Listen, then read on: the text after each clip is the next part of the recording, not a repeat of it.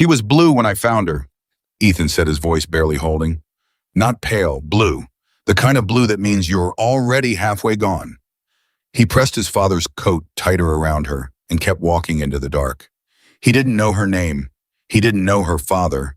He just knew that if he put her down, she would die, and he could not live with that. If this story moved you, please subscribe to our channel and drop a comment below. Tell us what city you're watching from. I want to see how far this story travels. The storm hit Larimer County like something personal. It wasn't the kind of snowstorm that showed up gently, the kind that dusted rooftops and made children press their faces to windows. This one came in mean and fast, the way a bad year tends to arrive all at once, without warning, taking everything it could reach. By 9 o'clock that Thursday night in January, the highway running through the outer edge of Fort Collins had gone completely dark. No plows, no signals, no headlights moving in either direction. Just white and cold and the sound of wind doing damage. Ethan Miller had been out there because his truck died. That was the whole story, the part he'd later laugh about when he was capable of laughing again. Not some heroic impulse. Not a vision or a calling. His truck died 3 miles from the nearest gas station because the alternator he'd been meaning to replace for 2 months had finally quit on him, and he'd been walking the shoulder of Route 14 for 40 minutes, with his hands shoved into the pockets of his father's old coat, cursing himself quietly and steadily, the way a man curses when he's alone and exhausted and has no one else to blame. His father had died 8 months before. Prostate cancer diagnosed late, moved fast. Dale Miller hadn't been a man who complained, and by the time he mentioned the pain to anyone, there wasn't much anyone could do. He was gone in 4 months. The coat, a heavy canvas work coat lined with wool burnt orange with a dark brown collar, was one of the 3 things Ethan kept. The other 2 were a photograph and a socket wrench set that still smelled faintly of gear oil and Old Spice. Ethan wore the coat every day that winter, not because he didn't have other coats, because it still felt like his father was standing next to him when he had it on. He wasn't thinking about that when he saw her. He was thinking about how much the tow truck was going to cost and whether he had enough in checking to cover it and whether he should call Danny Pruitt at Pruitt's Auto to ask for an advance on the brake job he'd quoted last week. He was thinking about the stack of bills on the counter at the shop and the certified letter from Cornerstone Capital. He hadn't opened yet, and the way his hands had started shaking sometimes in the morning before he'd eaten anything, not from cold, but from something that lived deeper than cold. And then he saw the shape in the snow. At first he thought it was a deer. The color was wrong for a person, too still, too folded, half buried against the guardrail where the drift had piled up over the past hour. But then his flashlight, the small one clipped to his keyring, caught something that wasn't fur or hide. It caught denim, the shoulder of a jacket, and below that a hand. He ran. He didn't decide to run. His legs did it before his brain caught up, punching through 8 inches of packed snow, his work boots finding no purchase. His arms windmilling twice before he caught himself on the guardrail and went down hard on one knee. He didn't stop. He got back up and covered the last 10 feet and dropped down beside her and got his flashlight close to her face. She was young, 19, maybe 20, dark hair plastered to her cheek by the snow. She was wearing a denim jacket over a thin flannel shirt. No gloves, no hat. One boot was missing. Her lips were the color of a bruise. "Hey!" He grabbed her shoulder and shook once firm. "Hey, open your eyes." Nothing. He pressed 2 fingers to her neck below her jaw, the way his father had shown him once when he was 12 years old and they'd found an injured dog on the side of the road. Pulse, faint and unsteady, but there. "Okay," he said out loud to himself, to the storm, to nobody. "Okay, you're alive. Stay that way." He pulled his phone from his coat pocket and called 911. The dispatcher answered on the 3rd ring, calm and professional, and he gave her his location as precisely as he could, 3/4 of a mile east of the Route 14 and Risk Canyon Road intersection southbound shoulder. The dispatcher told him the nearest ambulance was coming from Loveland, 45 minutes minimum given the road conditions, maybe longer. "She's hypothermic," Ethan said. "She's got a pulse, but she's not responding. I need to know what to do for the next 45 minutes. Is she breathing?" He leaned close, turned his ear toward her face. "Yes. You need to get her out of the wind and get her core temperature up. Do you have blankets? Extra clothing?"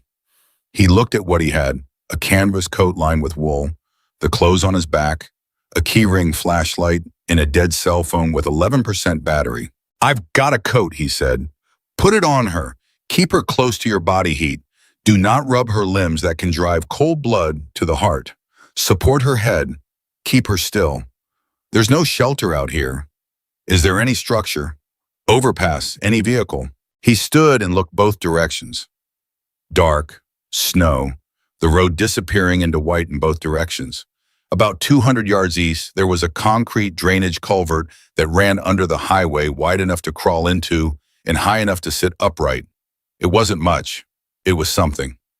"Yeah," he said. "Yeah, I got something. Maybe 200 yards. Can you move her safely?" "I don't have a choice." He ended the call to save battery. He would need it for the ambulance to find him. He took off his father's coat. The cold hit him like a wall coming down.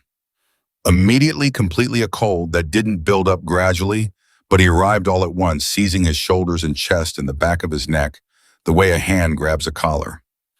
He was wearing a thermal undershirt and a flannel over it, and that was all. The wind went through both layers like they were tissue paper. He didn't let himself think about it. He wrapped the coat around the girl around her shoulders, tucking it underneath her as best he could, making sure her feet and her bare hand were covered. Then he got his arms underneath her, one behind her knees and one behind her back, and he lifted. She weighed less than he expected. That scared him more than anything else so far. He walked. The 200 yards to the culvert took 14 minutes. He counted his steps at first and then stopped counting because the numbers made the distance feel longer. He just walked. He focused on keeping her head stable, on keeping his feet moving forward through the drifts on the pain in his knee from where he'd fallen on the guardrail and the pain in his hands from the cold and the wider, duller pain of a man who had been running on too little sleep and too much worry for 8 months straight. He talked to her while he walked. He didn't know why. It felt wrong to carry a person in silence. "You picked a terrible night to be out here," he said. "I'm not judging, I did the same thing basically, but objectively speaking, this is the worst possible night to be on this road." He adjusted his grip as his arms began to burn. "My name's Ethan. I run a repair shop about 4 miles from here, Miller Automotive. If you ever need brake work or an oil change, you get a lifetime discount for this." He paused. "That's not a great joke. I'm sorry. I'm better at fixing cars than I am at conversation." She didn't respond. Her breathing stayed shallow but steady. He focused on that. The culvert was exactly what he'd expected, concrete cramped smelling of rust and standing water that had frozen solid. He got her inside and positioned her against the wall, keeping the coat around her, keeping his body between her and the open end, where the wind was still finding its way through. He drew his knees up and hunched forward and created as much of a windbreak as his body could manage. His fingers had gone from painful to numb. He wedged them under his arms and breathed carefully slow and measured the way his father used to tell him to breathe when he was a kid who got angry fast and loud. Slow down, take inventory, figure out what you can control, what he could control, keeping still, keeping her warm, keeping her breathing. What he couldn't control, the temperature, the time, the ambulance, whatever had put this girl on the side of a highway in January with no coat and one boot. He looked at her face in the dim glow of his keyring light. Young, she had her mother's bone structure. Maybe that was always a strange thought to have about a stranger, but something about the way her jaw was set made him think of inherited features of the chain of faces that runs through families without anyone planning it. She had a small scar on her chin, maybe an inch long. Old. She had ink on her left wrist, something he couldn't read in the dim light, a word or a name. She made a sound, not words, just a small exhalation that was different from the steady rhythm of her breathing, something that sounded almost like protest. "Stay with me," Ethan said. It came out quieter than he intended. "Come on, stay with me." She didn't open her eyes, but her lips moved, just barely, like she was trying to form a word and couldn't find the muscle for it yet. "Don't try to talk. Just breathe. You've got a coat, and you've got a concrete roof and somebody who's not going anywhere. That's enough for now." His phone buzzed at 7%. He saved it. The ambulance would call when they were close. He sat in the dark with a stranger and listened to the storm. There are moments in a life that don't announce themselves as important while they're happening. They arrive looking like accidents, like inconveniences, like the kind of bad luck that makes you grip the steering wheel tighter and wonder why things can never just go smoothly for once. Ethan Miller's truck dying on a mountain highway in the worst storm of the year felt exactly like that kind of moment. The universe's way of piling one more thing onto a man who had already been carrying too much for too long. He didn't know yet that it was the opposite. Ethan had taken over Miller Automotive 4 years ago when his father's health started declining. Dale Miller had built the shop from a two-bay operation into something real, a full garage with 6 bays, alignment rack, a decent reputation, and a customer base that included everyone from ranch families on the eastern slope to the fleet accounts from 2 of the county's larger landscaping companies. It wasn't glamorous, it was honest. Dale had built it the way he built everything, which was slowly and without cutting corners, and by the time Ethan came back from 2 years of working at a dealership in Denver, the shop was solid. Then Dale got sick, and Ethan started doing what he did. When he was stressed, he worked. He worked 16-hour days. He took every job that came through the door. He kept the shop running and the lights on and the payroll met, and he managed to believe for about 6 months that he was holding it together. What he didn't see, what he couldn't see because he was inside, it was that he was also signing things he shouldn't have signed. The first document had come from a business advisory firm called Lighthouse Financial Solutions. They'd approached him in the spring, 2 months after Dale died, with an offer to help him restructure the shop's outstanding business loans and secure better terms. The man who came to see him was named Gordon Hale, late 40s, pressed shirt, good shoes. The kind of easy manner that Ethan's father would have called too smooth for this county. Gordon had all the right language: consolidation, favorable terms, growth capital. He talked about the shop's potential for expansion, about fleet contracts, about what a business like Miller Automotive could become with the right financial backing. Ethan was grieving and exhausted and behind on 3 accounts, and he signed. He signed again 6 weeks later, a follow-up agreement that Gordon described as a standard interest rate adjustment. He signed a 3rd time in August after a phone call where Gordon explained that a clause in the original agreement had been triggered by a technicality and required an amended contract to protect Ethan's equity position. Ethan read through it twice, but the language was dense and circular, and he was in the middle of a full transmission rebuild, and he signed it in the break room with oil still on his hands. By November, he had a clearer picture of what he'd done. The original loan had been restructured in a way that front-loaded the interest payments. The amendments had added a provision that allowed Lighthouse to appoint a financial manager to the business if certain performance benchmarks weren't met. The performance benchmarks, as it turned out, were calibrated in a way that almost guaranteed they couldn't be met. Metrics tied to revenue growth percentages during a period when Ethan had been managing his father's final medical expenses and funeral costs. He'd talked to a lawyer in December. The lawyer had used the word predatory twice in the first 15 minutes and then quoted him a retainer that was more than his monthly payroll. So Ethan had done what he'd been doing for most of his adult life. He kept working and tried to figure it out himself. He told himself he had time. He told himself he'd find a way through. He told himself that things had a way of working out if you just kept your head down and kept moving. He was still telling himself that when the alternator died and he was walking Route 14 in a blizzard. The ambulance found them at 10:47 p.m. The paramedics, a man named Kevin and a woman named Sandra, worked efficiently and without drama, which Ethan found enormously comforting. They got a reading on the girl's core temperature, established IV access, got her onto a stretcher and into the back of the rig, while Ethan stood a few feet away and tried to feel his fingers.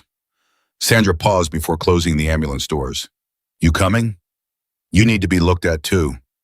"I'm fine." "Sir, you've been outside in this for close to an hour without a coat. You're coming." He didn't have the energy to argue. He climbed in. In the back of the ambulance, under the harsh overhead lights, he got his first real look at her face since he'd found her on the roadside. The blue had receded from her lips. Color was coming back into her cheeks, slow and patchy, but it was coming. Kevin had put a blanket over her, and she was connected to a pulse oximeter and a bag of warm saline. "Do you know her?" Kevin asked while wrapping a blood pressure cuff around Ethan's arm. "No, never seen her before." "She have any ID on her?" "I didn't search her pockets. Felt wrong." Kevin nodded like that was the correct answer. "We'll handle it. You did good out there. I walked 200 yards. In 20-degree weather without a coat carrying someone, you did good." Ethan looked at his hands. The feeling was coming back into his fingers in the way it always does, with a specific burning vengeance that reminded him of childhood winters and his father telling him to keep his gloves on. His knee throbbed where he'd hit the guardrail. He became aware slowly of how tired he was. Not the tired that comes from a long day, the tired that comes from a long year. She moved. Just a small shift, her head turning slightly, her hand twitching under the blanket. But then her eyes opened. Not fully, not clearly, just a narrow crack, eyelids heavy and confused. She looked at the ceiling of the ambulance for a moment. Then she looked at Ethan. He wasn't sure what he expected. Fear, maybe. Disorientation. The blank look of someone not yet assembled enough to recognize where they were. What she did was reach out. Her hand came out from under the blanket IV line handle, and it found his wrist. Her grip was weak. It was like being held by someone who was half asleep. But she found his wrist and held it. "Hey," he said softly. "You're okay. You're in an ambulance, so you're okay." Her lips moved. "Don't try to talk," Sandra said from across the rig watching the monitors. But the girl was already talking or trying to a sound that was mostly breath and very little voice, and Ethan leaned forward to hear it. "Cold," she said. The word was a wreck. Barely a word at all, but it was unmistakably a word. "Yeah," Ethan said. "I know, it's okay. You're getting warm. You're safe." Her eyes stayed on his face for another moment. Then they closed again. Her hand didn't let go of his wrist for another 3 minutes. Sandra caught his eye across the rig and gave him a look that wasn't pity exactly. More like acknowledgement. The look of someone who has seen enough of the world to recognize a moment when it's happening. They reached Pudra Valley Hospital at 11:20 p.m. The girl was taken in immediately, and a nurse in registration stopped Ethan at the desk. "Are you family?" "No, I'm the person who found her." "And you don't have any identifying information? A name insurance card?" "No." "Are you injured? Do you need to be seen?" He almost said no. His knee was throbbing and his core temperature was still a degree below where it should have been according to Kevin's reading, and his hands were shaking again. But that last one wasn't the cold. He knew what that felt like. "I'll wait," he said, "in case she needs something." The nurse pointed him toward the waiting room. He sat down in a plastic chair under fluorescent lights and waited. And after about 10 minutes, a social worker came by and told him that the patient was stable and being treated for moderate hypothermia and mild frostbite to the toes of her right foot, the unbooted one. She would recover. There would be no permanent damage. Ethan sat with it for a long moment. He let himself feel it, the relief, the exhaustion, the specific sensation of a weight that has been carried at a full sprint being set down. Then he thought about the coat. It had gone with her into the hospital.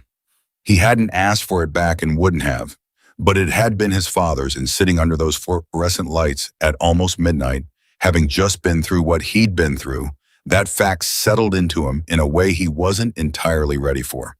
He pressed his palms to his eyes for a moment.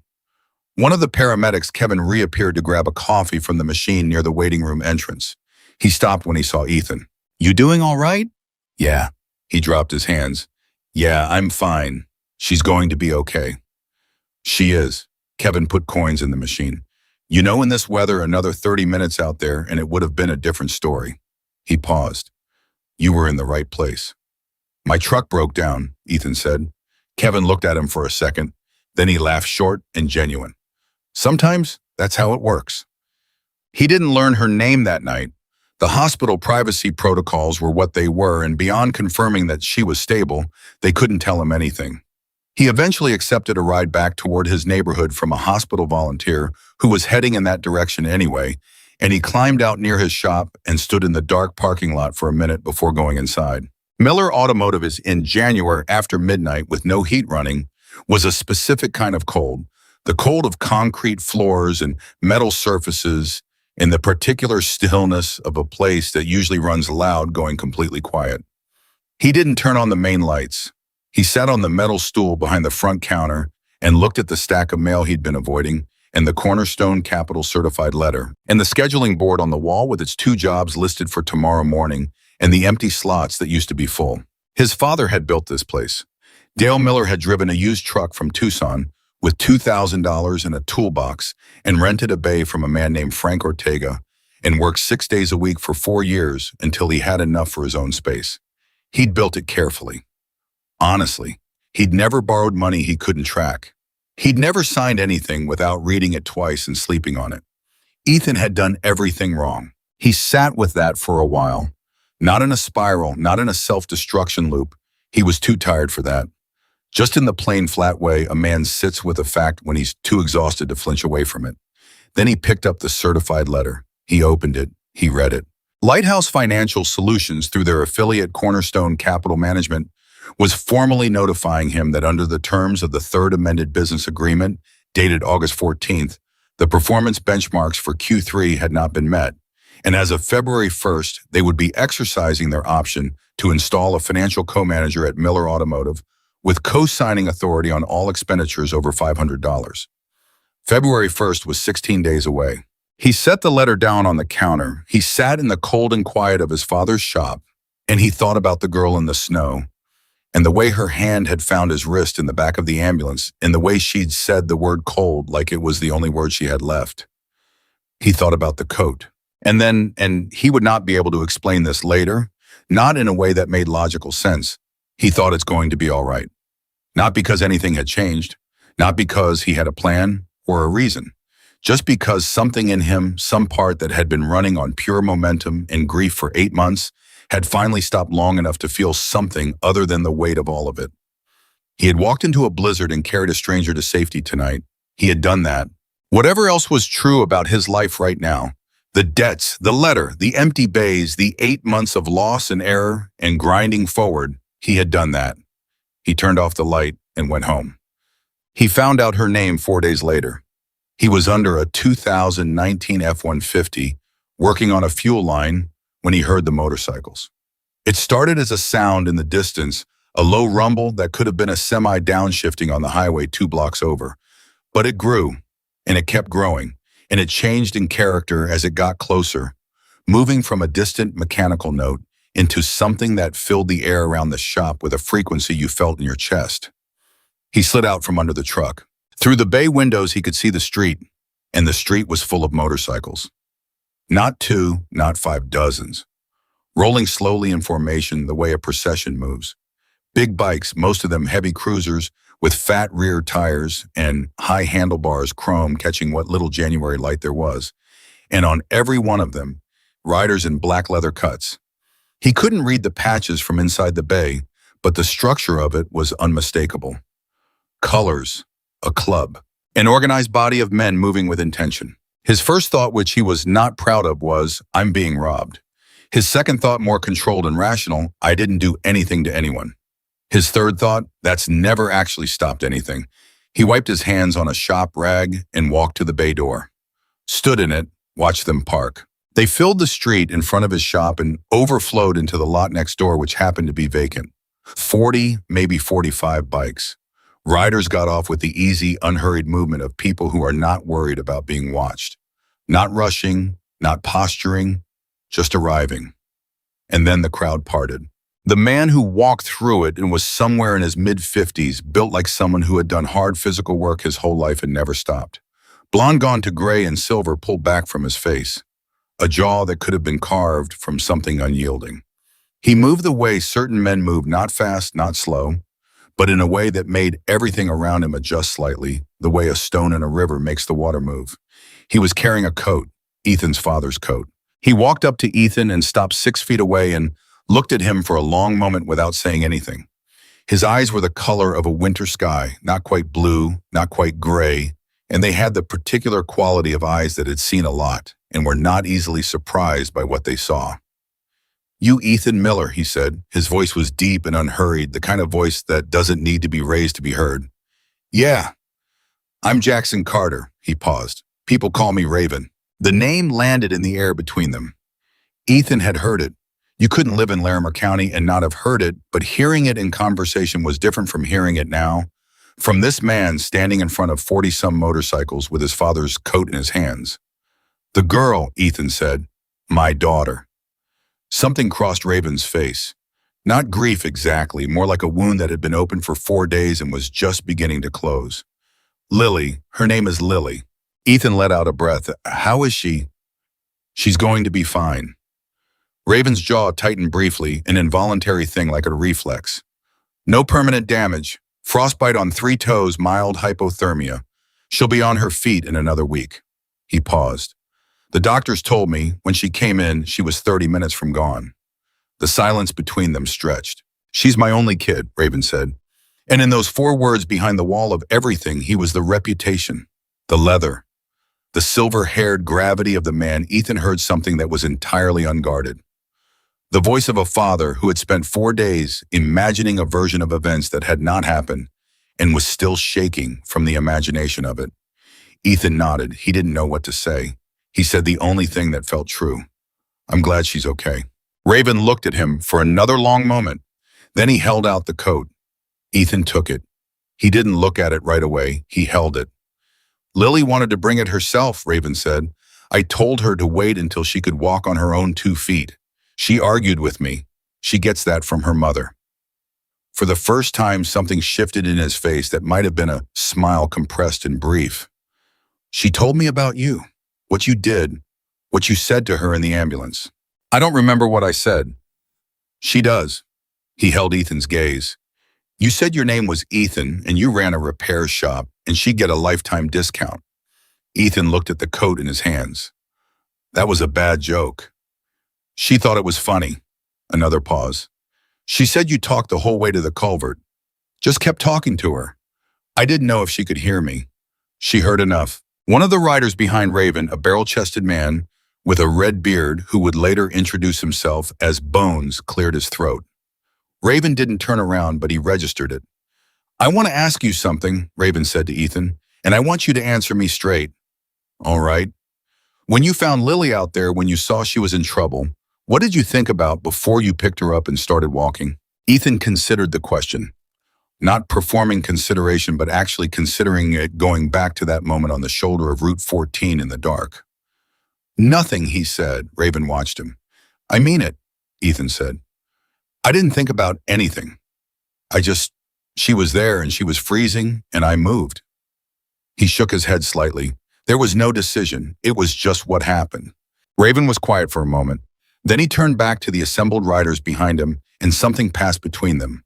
Not words, but the kind of communication that happens in groups that have been together long enough to speak without speaking. Then he turned back to Ethan. Come on out here, he said. I want to show you something. Ethan stepped out of the bay. What he saw was 43 riders forming a loose half circle in the street, and in the middle of them, Raven was standing with a look on his face that Ethan couldn't read yet. In time, he would learn to read it. He would come to recognize it as the look Raven wore when he had made a decision he intended to honor. My people, Raven said loud enough for all of them to hear, know what loyalty looks like. We've built our whole world around it, but loyalty to your own is easy. His voice carried clearly in the cold air. What this man did was something different. He gave everything he had to somebody he didn't know, didn't ask why, didn't ask who, just gave. He paused. That's something else.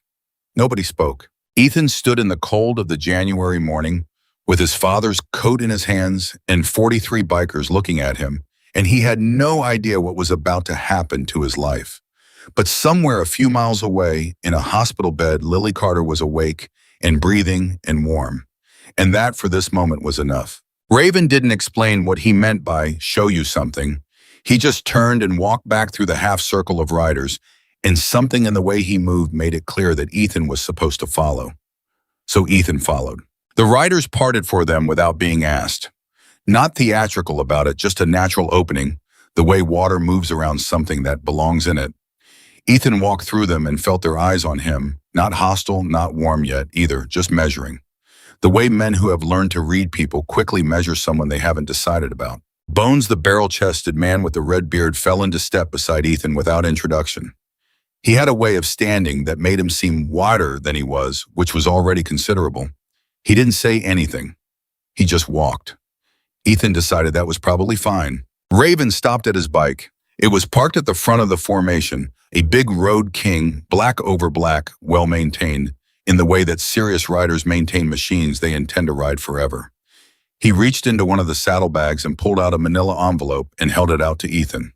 Before you open that, Raven said, I want you to understand something. I didn't come here to pay you. I came here because Lily asked me to find out who you were. And when I found out, I had some questions. He nodded at the envelope. Open it. Ethan took it. The flap was already unsealed. He reached in and pulled out what was inside. It was a photograph printed on copy paper. A still image, the kind pulled from a security camera, grainy timestamp in the upper corner. It showed a stretch of highway shoulder, and on it, barely visible, in what looked like blowing snow, was a figure, carrying something, carrying someone. That's from the highway camera on Route 14, Raven said. County maintenance camera motion activated. It caught you for about 8 seconds. He paused. Lily's been in the hospital 4 days. First full day she was awake, first thing she asked me was whether somebody had thanked you. Second thing she asked was whether you were okay. He let that settle. My daughter almost died in a blizzard, and her first concern was whether the stranger who found her was warm enough. Ethan looked at the photograph, at the grainy shape of himself carrying a girl he didn't know through 8 inches of snow. She's something, he said quietly. She is, Raven said, and the pride and the terror of fatherhood were both audible in those 2 words layered over each other, the way they always are. She gets it from her mother. Her mother was the same way, always worried about everybody else first. He stopped himself. Whatever came next in that sentence, he kept it. The point is, I looked into you. That's what I do when something concerns my family. I look into it. And what I found concerned me. Ethan's hand tightened slightly on the envelope. What did you find? Lighthouse Financial Solutions, Raven said. The name hit Ethan somewhere behind the sternum. Not loud quiet the way the worst hits are quiet. Sit down, Raven said. We need to talk. There was nothing to sit on in the middle of the street, so they ended up inside Ethan's shop in the break room, a narrow space with a folding table, 4 mismatched chairs, a coffee maker that had seen better years, and walls that Ethan kept meaning to repaint. Raven sat down like a man who was comfortable in any room, regardless of what was in it. Bones came in and stood in the corner. A third man, lean and quiet with close-cropped gray hair and the watchful eyes of someone who collected information for a living, sat across from Raven and opened a laptop. This is Decker, Raven said, nodding toward the laptop man. He handles our legal and financial affairs. Ethan looked at Decker. Decker looked back at him in a way that was professionally neutral. I'm not sure what's happening right now, Ethan said. I'll tell you what's happening, Raven said. Decker, show him. Decker turned the laptop around. What Ethan saw was a spreadsheet dense with names and numbers and dates. He leaned forward. It took him a moment to orient himself in it, and then it took him another moment to understand what he was looking at, and when he understood, he went very still. Lighthouse Financial Solutions, Decker said in a voice that was precise and without heat, is a shell company. It's owned through 2 intermediaries by a holding group called Apex Property and Capital. Apex operates in 7 states.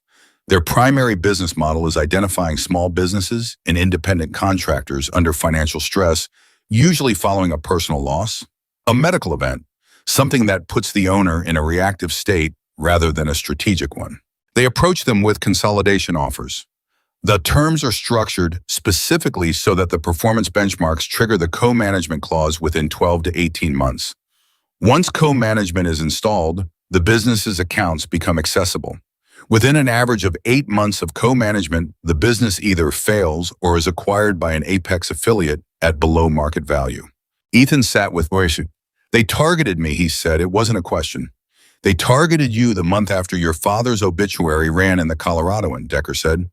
They have a service that monitors local obituaries and probate filings for small business owners.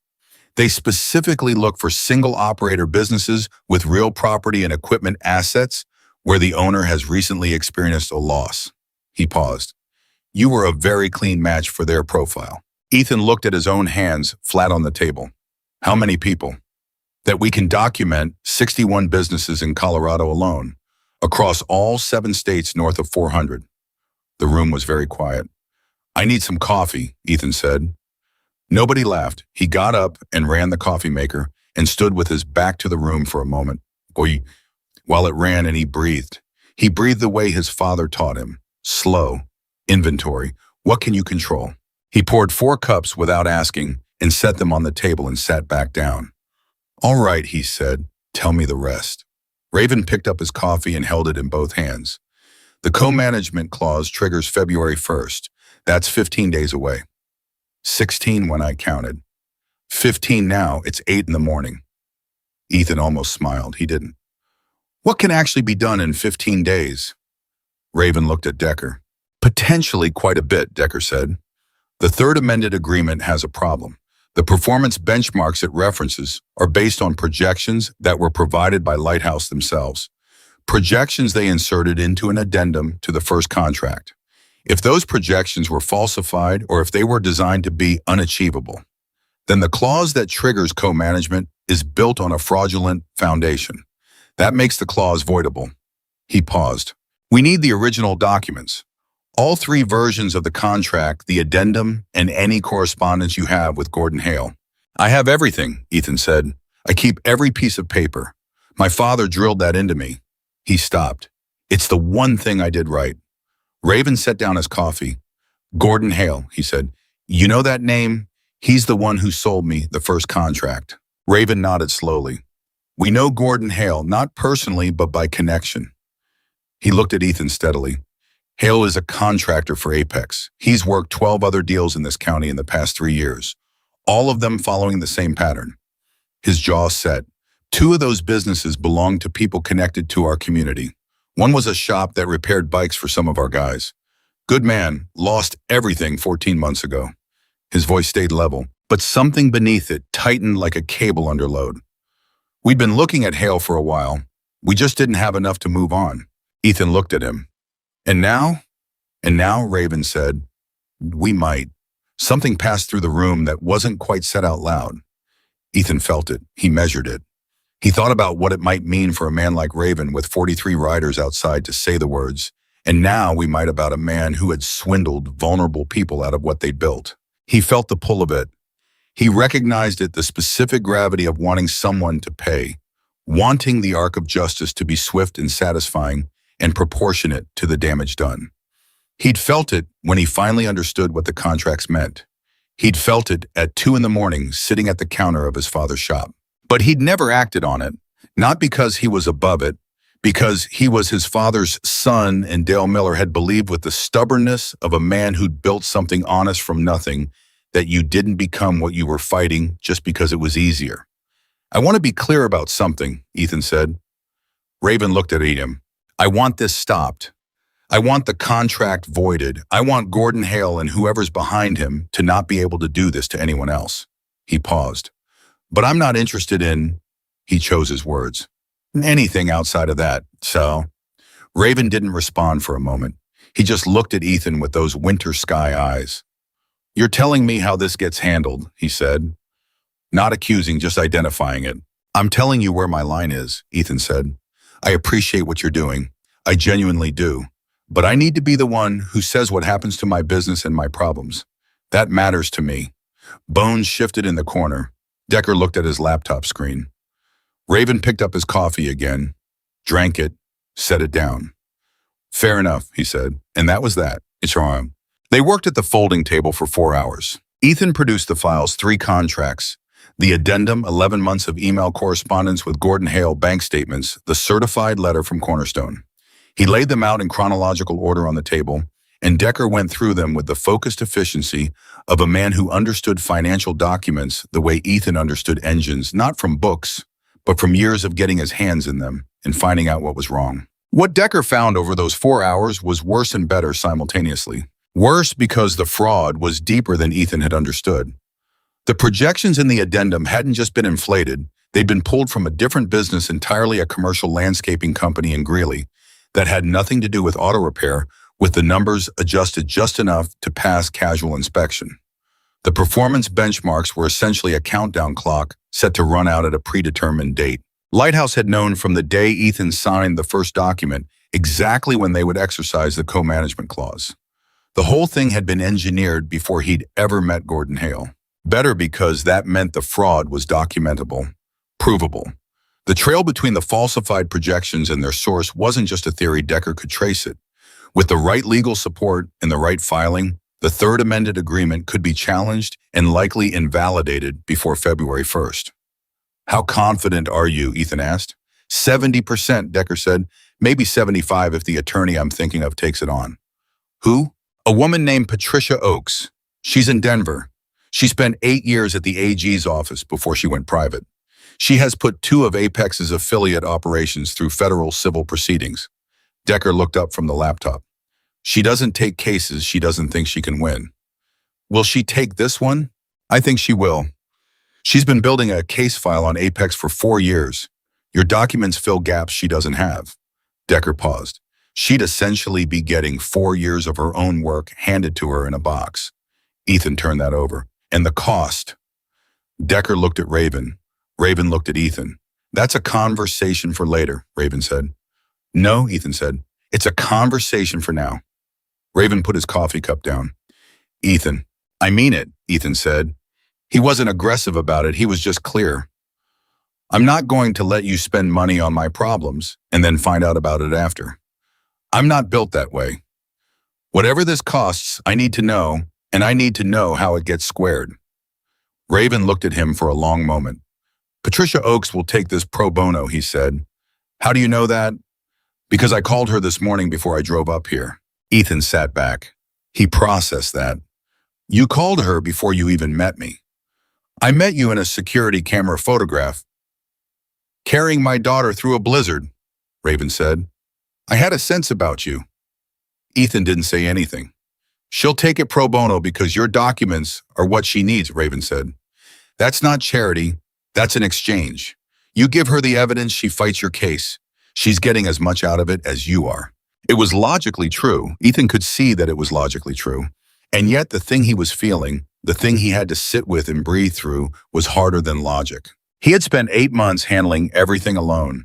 8 months carrying the weight of the shop, in the grief, in the debt, in the fear all by himself in the specific way that men who have been raised to handle things by themselves tend to carry weight quietly and completely, and with a deep, irrational conviction that needing help is a form of failure. His father hadn't been that way. His father had taken help when help was offered and given it freely when he had it to give. But somewhere in the 8 months since Dale died, Ethan had calcified into a version of himself that couldn't distinguish between being strong and being isolated. He was looking at that calcification now. He could see it clearly sitting in his own break room with his father's coat folded on the chair beside him and a biker who owed him nothing offering him a way forward. All right, he said. The word came out rough. Raven nodded once. Decker will get you Patricia's contact information. I want you to call her today. Today. 15 days, Ethan. He pulled out his phone. Today. Tim. By 2 in the afternoon, the street in front of Miller Automotive was empty again.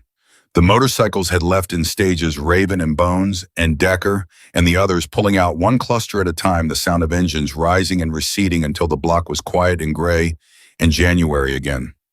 His part-time mechanic, a 24-year-old named Travis, who had been watching events unfold from behind the chassis of the F-150 all morning, with visible effort not to ask questions, finally surfaced. So, Travis said, and that was, yeah.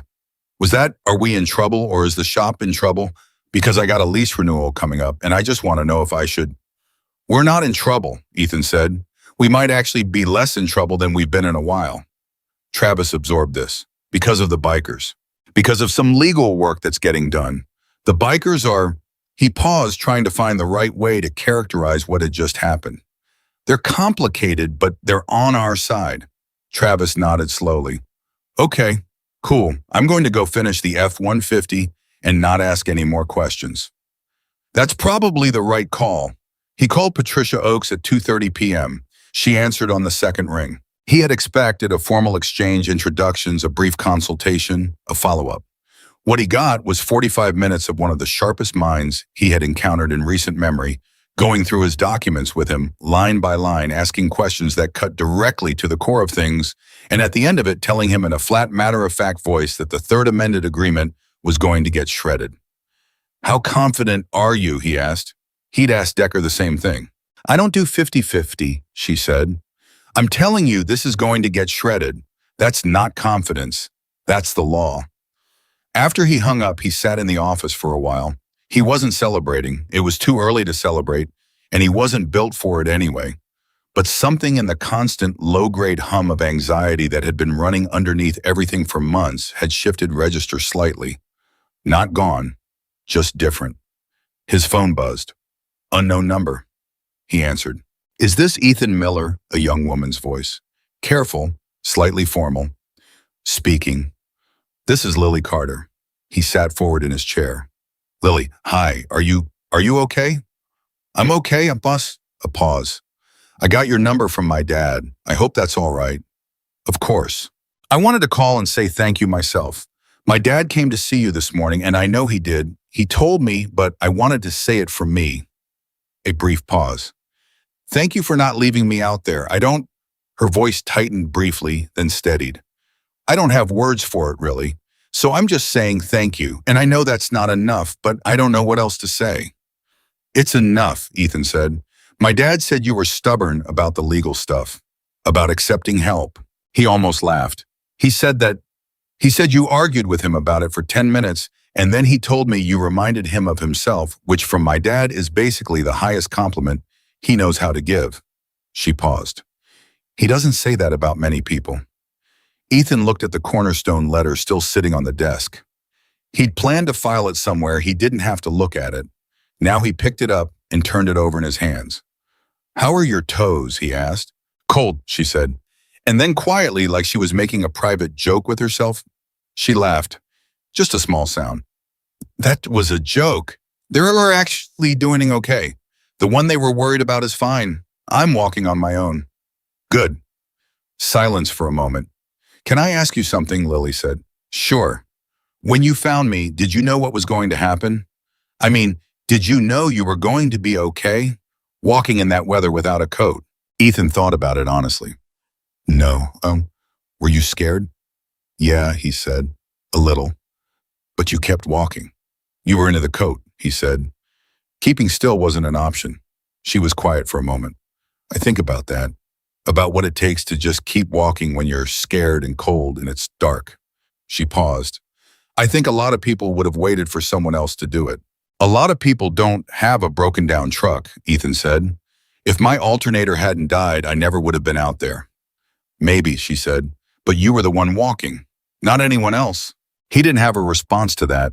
He held the phone and thought about his father and about the coat and about 43 motorcycles parked in front of a struggling garage on a January morning. He thought about what it meant that a girl who had nearly frozen to death 4 days ago was calling him to make sure he was being taken care of. Your dad is a good man, Ethan said finally. He really is, she said. He's complicated and loud, and he scares people who don't know him, but he's a good man. She paused. He wants to have you over for dinner when I'm back on my feet. He won't say it like that, but that's what he means. I'd like that. Okay. He could hear the smile in it. I'm going to let you go.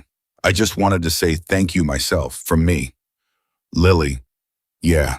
I'm glad you're okay, he said. That's the only thing that matters to me out of all of this. I'm just glad you're okay. Another small pause. Me too, she said. Bye, Ethan. Bye. He set the phone down and looked at the ceiling for a while. The shop was quiet. Travis was back under the F150 radio on low somewhere in the bay, some country station playing something Ethan could hear, but not quite make out. He picked up the cornerstone letter and walked it to the filing cabinet and put it in the folder labeled Lighthouse Legal, where it would become evidence rather than a threat. The difference between those two things was the whole story. 3 days passed. Patricia Oakes filed a preliminary injunction on day 2. The filing landed like a stone in still water, and the ripples moved fast. By the afternoon of the same day, Ethan received a call from a man who identified himself as legal counsel for Cornerstone Capital Management, asking to set up a call with all parties to discuss the situation. Ethan told him to call Patricia. He stood in the bay after that call with a socket wrench in his hand and a feeling in his chest that he couldn't immediately identify. It took him a minute to recognize it because it had been so long since he'd felt it. It was something close to solid ground. That night, Raven called. You talked to Patricia.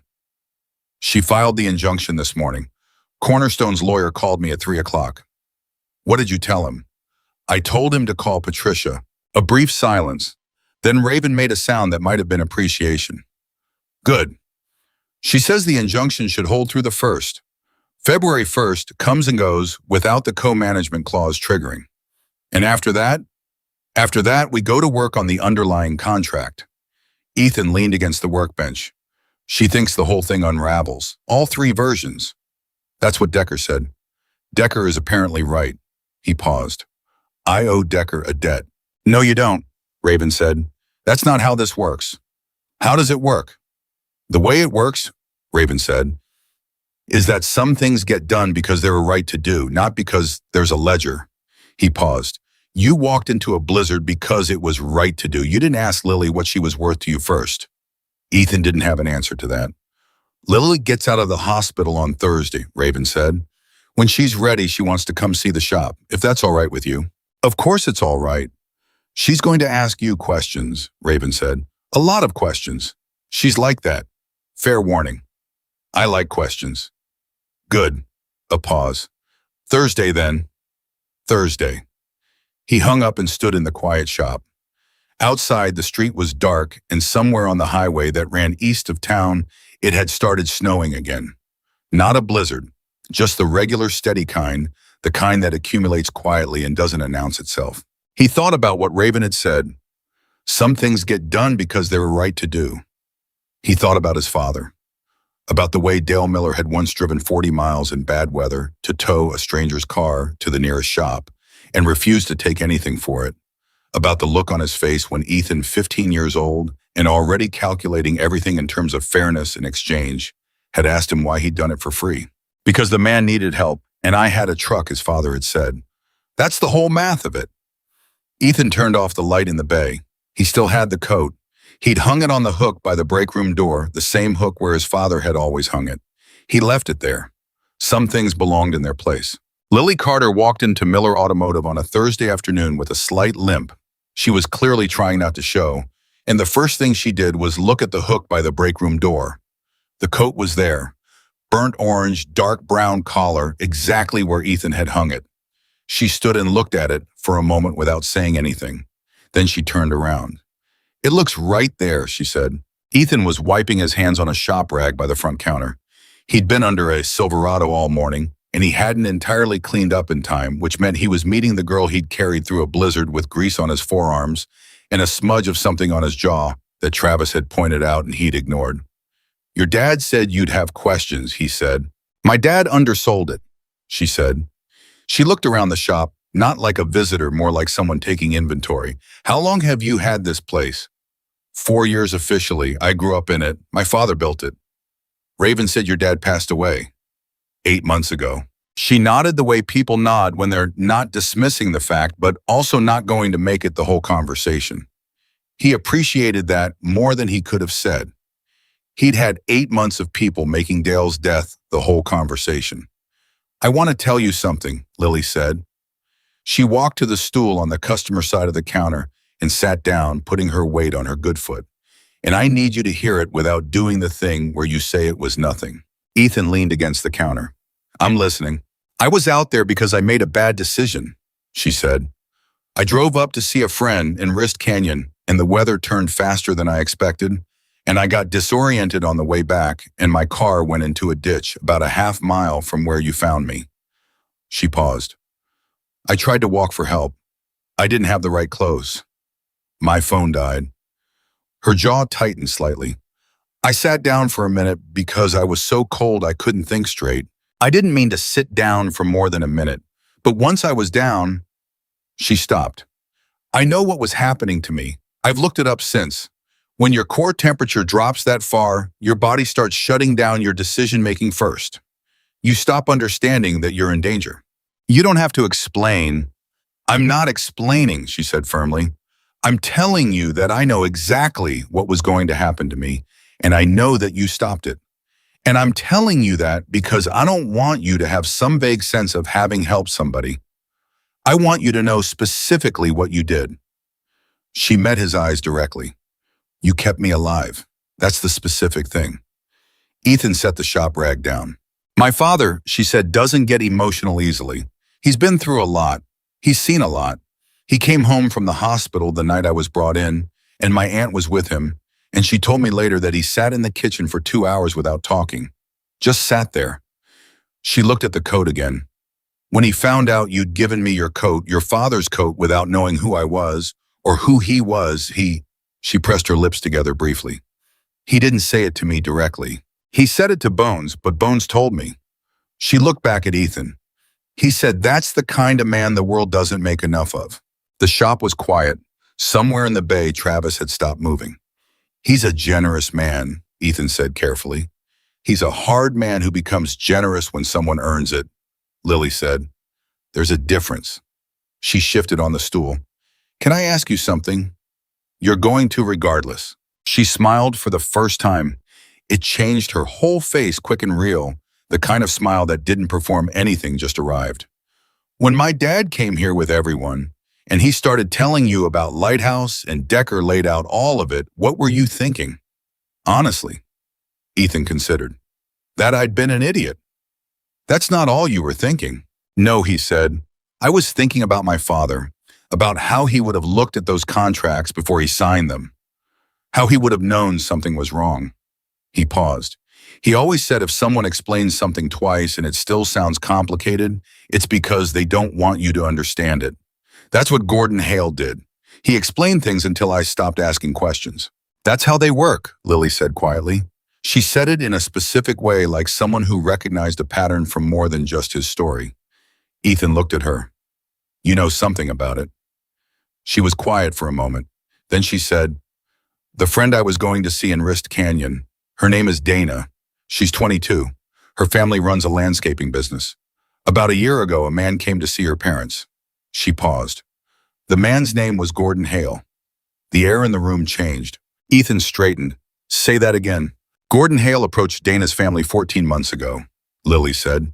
Same structure, same language about consolidation and favorable terms.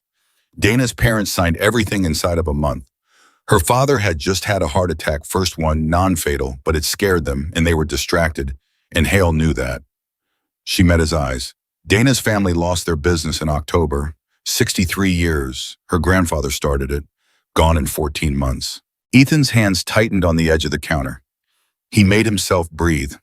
He made himself not say the thing that was forming in the back of his throat, the thing that would have been ugly and would not have helped. The friend you were going to see, he said slowly, that's why you were driving up there that night, in January, in that weather. Dana's been having a hard time, Lily said. Her family they're not doing well. I was going up because she called me that afternoon and she stopped. I was worried about her. I didn't want to wait. Ethan looked at her, a 19-year-old girl who had driven into a blizzard to check on a friend who was falling apart, who had nearly died doing it, whose first question when she woke up in an ambulance was whether the person who found her was warm enough. Does your dad know about Dana's family? He said. He does now, Lily said. I told him yesterday. I should have told him sooner. I thought, she looked at her hands. I thought I could help Dana on my own. I thought if I told my dad, he'd try to fix it in a way that Dana's family wouldn't want. And now Dana's dad called my dad this morning. She looked up. Apparently there were some papers delivered to his house that showed him exactly what had been done to his contracts. Decker. Ethan let out a slow breath. Decker is thorough. Dana's dad asked my dad if he knew anything about it. Lily paused. My dad told him yes, and then they talked for 2 hours. She paused again. Dana's dad cried on the phone. My dad told me that. My dad doesn't share things like that lightly. Her voice was careful. He said the man cried and said he didn't know how to explain to his kids and grandkids that 63 years was just gone. Ethan said nothing. It's not just your business, Lily said. It's not just Dana's family. Decker found 17 other businesses in this county alone that match the pattern. 17. She paused. Most of them are already gone. 3 are where you are, right at the edge. He pushed off the counter and walked the length of the room and came back. It was something he did when he was thinking his father had done it too. The same short, contained walk back and forth, working through something that needed space. This is bigger than my contract, he said. Yes. Patricia knows about the others. Decker sent her the files yesterday, all 17. He stopped walking. She's building a class action. Lily nodded slowly. That's what my dad said. She called him this morning. She said, with your documents, Dana's family's documents, and the others, she has enough to go to the AG's office and ask for a full investigation into Apex. She paused. But she needs something else. What? Gordon Hale's contact list.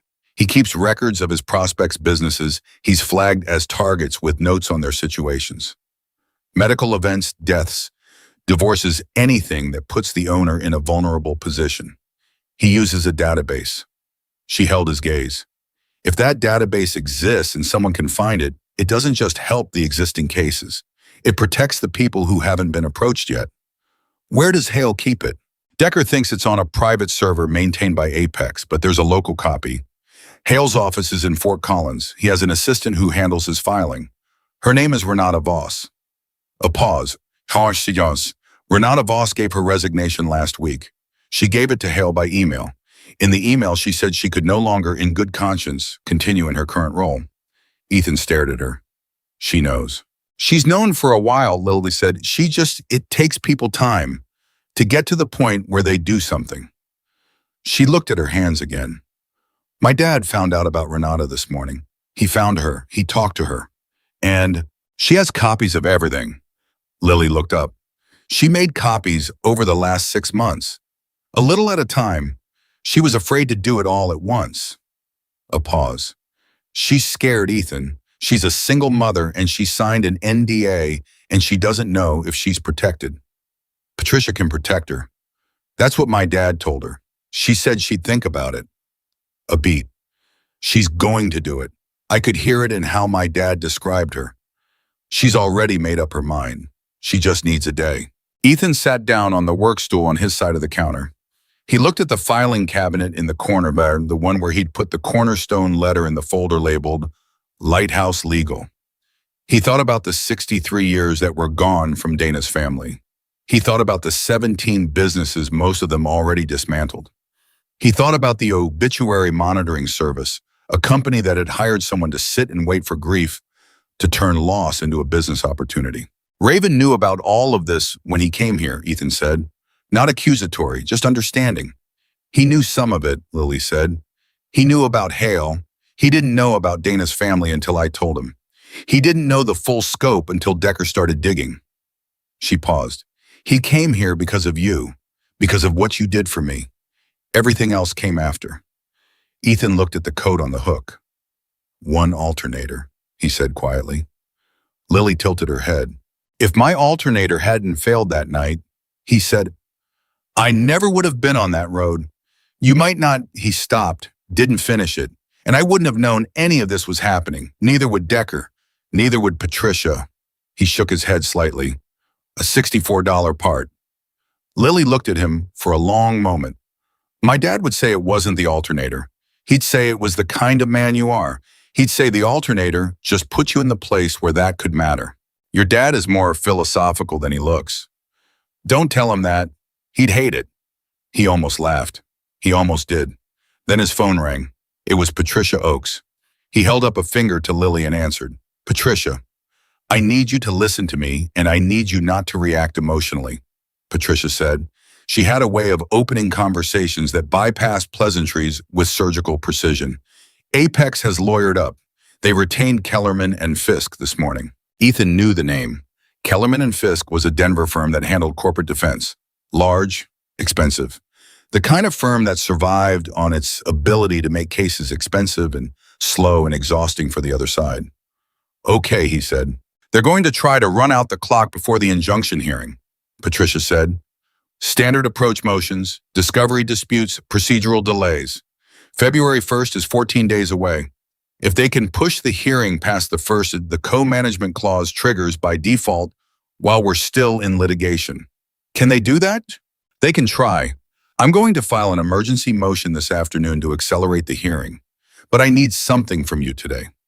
A pause from the third amended agreement. He has a clause in Section 7, subsection C, that references an internal audit conducted by Lighthouse in September. Did you ever receive that audit? Ethan thought. September. No, I asked about it. Hale said it was being finalized. Of course he did, because it doesn't exist. But I need you to confirm in writing that you never received it because that's a material disclosure failure and it's one more nail. She paused. I need that email in the next 2 hours. You'll have it in one. Good. A beat. The other thing Decker called me about the Voss woman, the assistant. I just heard about her. If she comes forward with what Decker says she has, this stops being a civil matter and starts being a criminal one. Apex knows that. That's why they moved fast this morning. Patricia's voice was level and precise. I want you to understand what's happening here, Ethan. This isn't just about your contract anymore. It hasn't been since Decker started pulling threads. These people are scared now, and scared people do things that can affect you directly. Your shop, your name, your accounts. Be careful. What do you mean be careful? I mean, don't sign anything, don't take any calls from anyone affiliated with Apex or Lighthouse or Cornerstone without recording it, and if anyone shows up at your shop representing themselves as having authority over your business operations, you call me before you say a single word to them. She paused. Can you do that? Yes. Good. 1 hour, Ethan. She hung up. He lowered the phone and looked at Lily. She had heard enough to understand something had shifted. They're fighting back, she said. They hired Kellerman and Fisk. Lily pulled out her own phone. I'm calling my dad. Lily. He needs to know. She was already dialing. He heard the call connect on the second ring. Dad, Apex hired Kellerman and Fisk. Patricia's filing an emergency motion, but they're trying to run the clock past February 1st. She listened. I know, I'm at the shop. She listened again. Okay. She lowered the phone. He's coming. Ethan thought about what Patricia had said. Scared people do things. He'd been in this situation before in a smaller way, a customer once who'd been billed incorrectly by a previous shop and came in ready for a fight, and Ethan had learned that the moment someone shifts from negotiation to defense, the entire nature of the conflict changes. You can't reason with a defensive animal. You can only outmaneuver it or wait it out. He pulled up his email and began writing the confirmation Patricia needed. He wrote it exactly as she'd asked, clear, specific, factual. No editorializing. Just the truth of what had not been provided. He sent it 53 minutes after the call. Then he sat and waited and thought and tried to stay ahead of what was coming. Raven arrived 40 minutes later. He came alone, which surprised Ethan. No Bones, no Decker, no formation. Just Raven on his bike pulling into the lot like someone stopping in for an oil change. He came into the shop and found Ethan and Lily in the break room with coffee, and he sat down across from them and folded his hands on the table and looked at Ethan with an expression that was working at something difficult from the inside. I need to tell you something, he said, and I need you to hear it all the way through before you respond. All right, Ethan said. Kellerman and Fisk didn't take this case because Apex called them. Raven said Apex called them, yes, but Kellerman and Fisk already had a relationship with Apex. They've provided legal cover for 4 of their operations over the past 6 years. He paused. One of those operations involved a property dispute in Weld County. 3 years ago, a man named Gerald Tran owned a machine shop in Greeley. Apex came at him with the same structure they used on you. The shop went into co-management. 3 months later, there was an incident, an insurance claim. A fire in one of the bays. Small, no injuries, but it pushed the business into a loss position that triggered a second clause in the contract, and Kellerman and Fisk handled the acquisition that followed. Ethan went very still. You're saying the fire wasn't an accident. I'm saying the fire investigator's report was inconclusive. I'm saying Gerald Tran said from day one that it wasn't an accident. I'm saying nobody listened to him because he didn't have the resources to push it, and Kellerman and Fisk made sure the acquisition went through before he could. Raven held his gaze. I'm telling you this because if Apex is scared enough to move fast, and if they have a history of applying pressure by other means, they might try to apply it here, Ethan finished. I don't know that they will.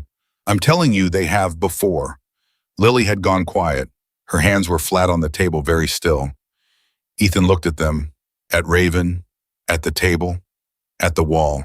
He thought about his shop, about the bays, the equipment, the alignment rack his father had bought secondhand from a place in Wyoming and driven down himself on a flatbed, about Travis, who had a lease renewal coming up and a daughter in kindergarten, and who trusted that coming to work at Miller Automotive was a safe bet. What are you asking me? Ethan said. I'm not asking you anything, Raven said. I'm telling you that starting tonight, we're going to have people in the area, not inside, not in your business, but around. He met Ethan's eyes. Nobody's going to touch this shop. Something moved through Ethan that he didn't have a clean name for. It wasn't relief exactly. It was more complicated than relief. It was the feeling of a man who has been alone with a problem for a long time suddenly not being alone with it.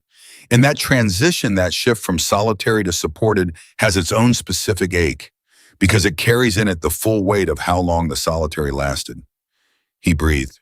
Raven, he said, I need to ask you something, and I need you to answer me straight. Always.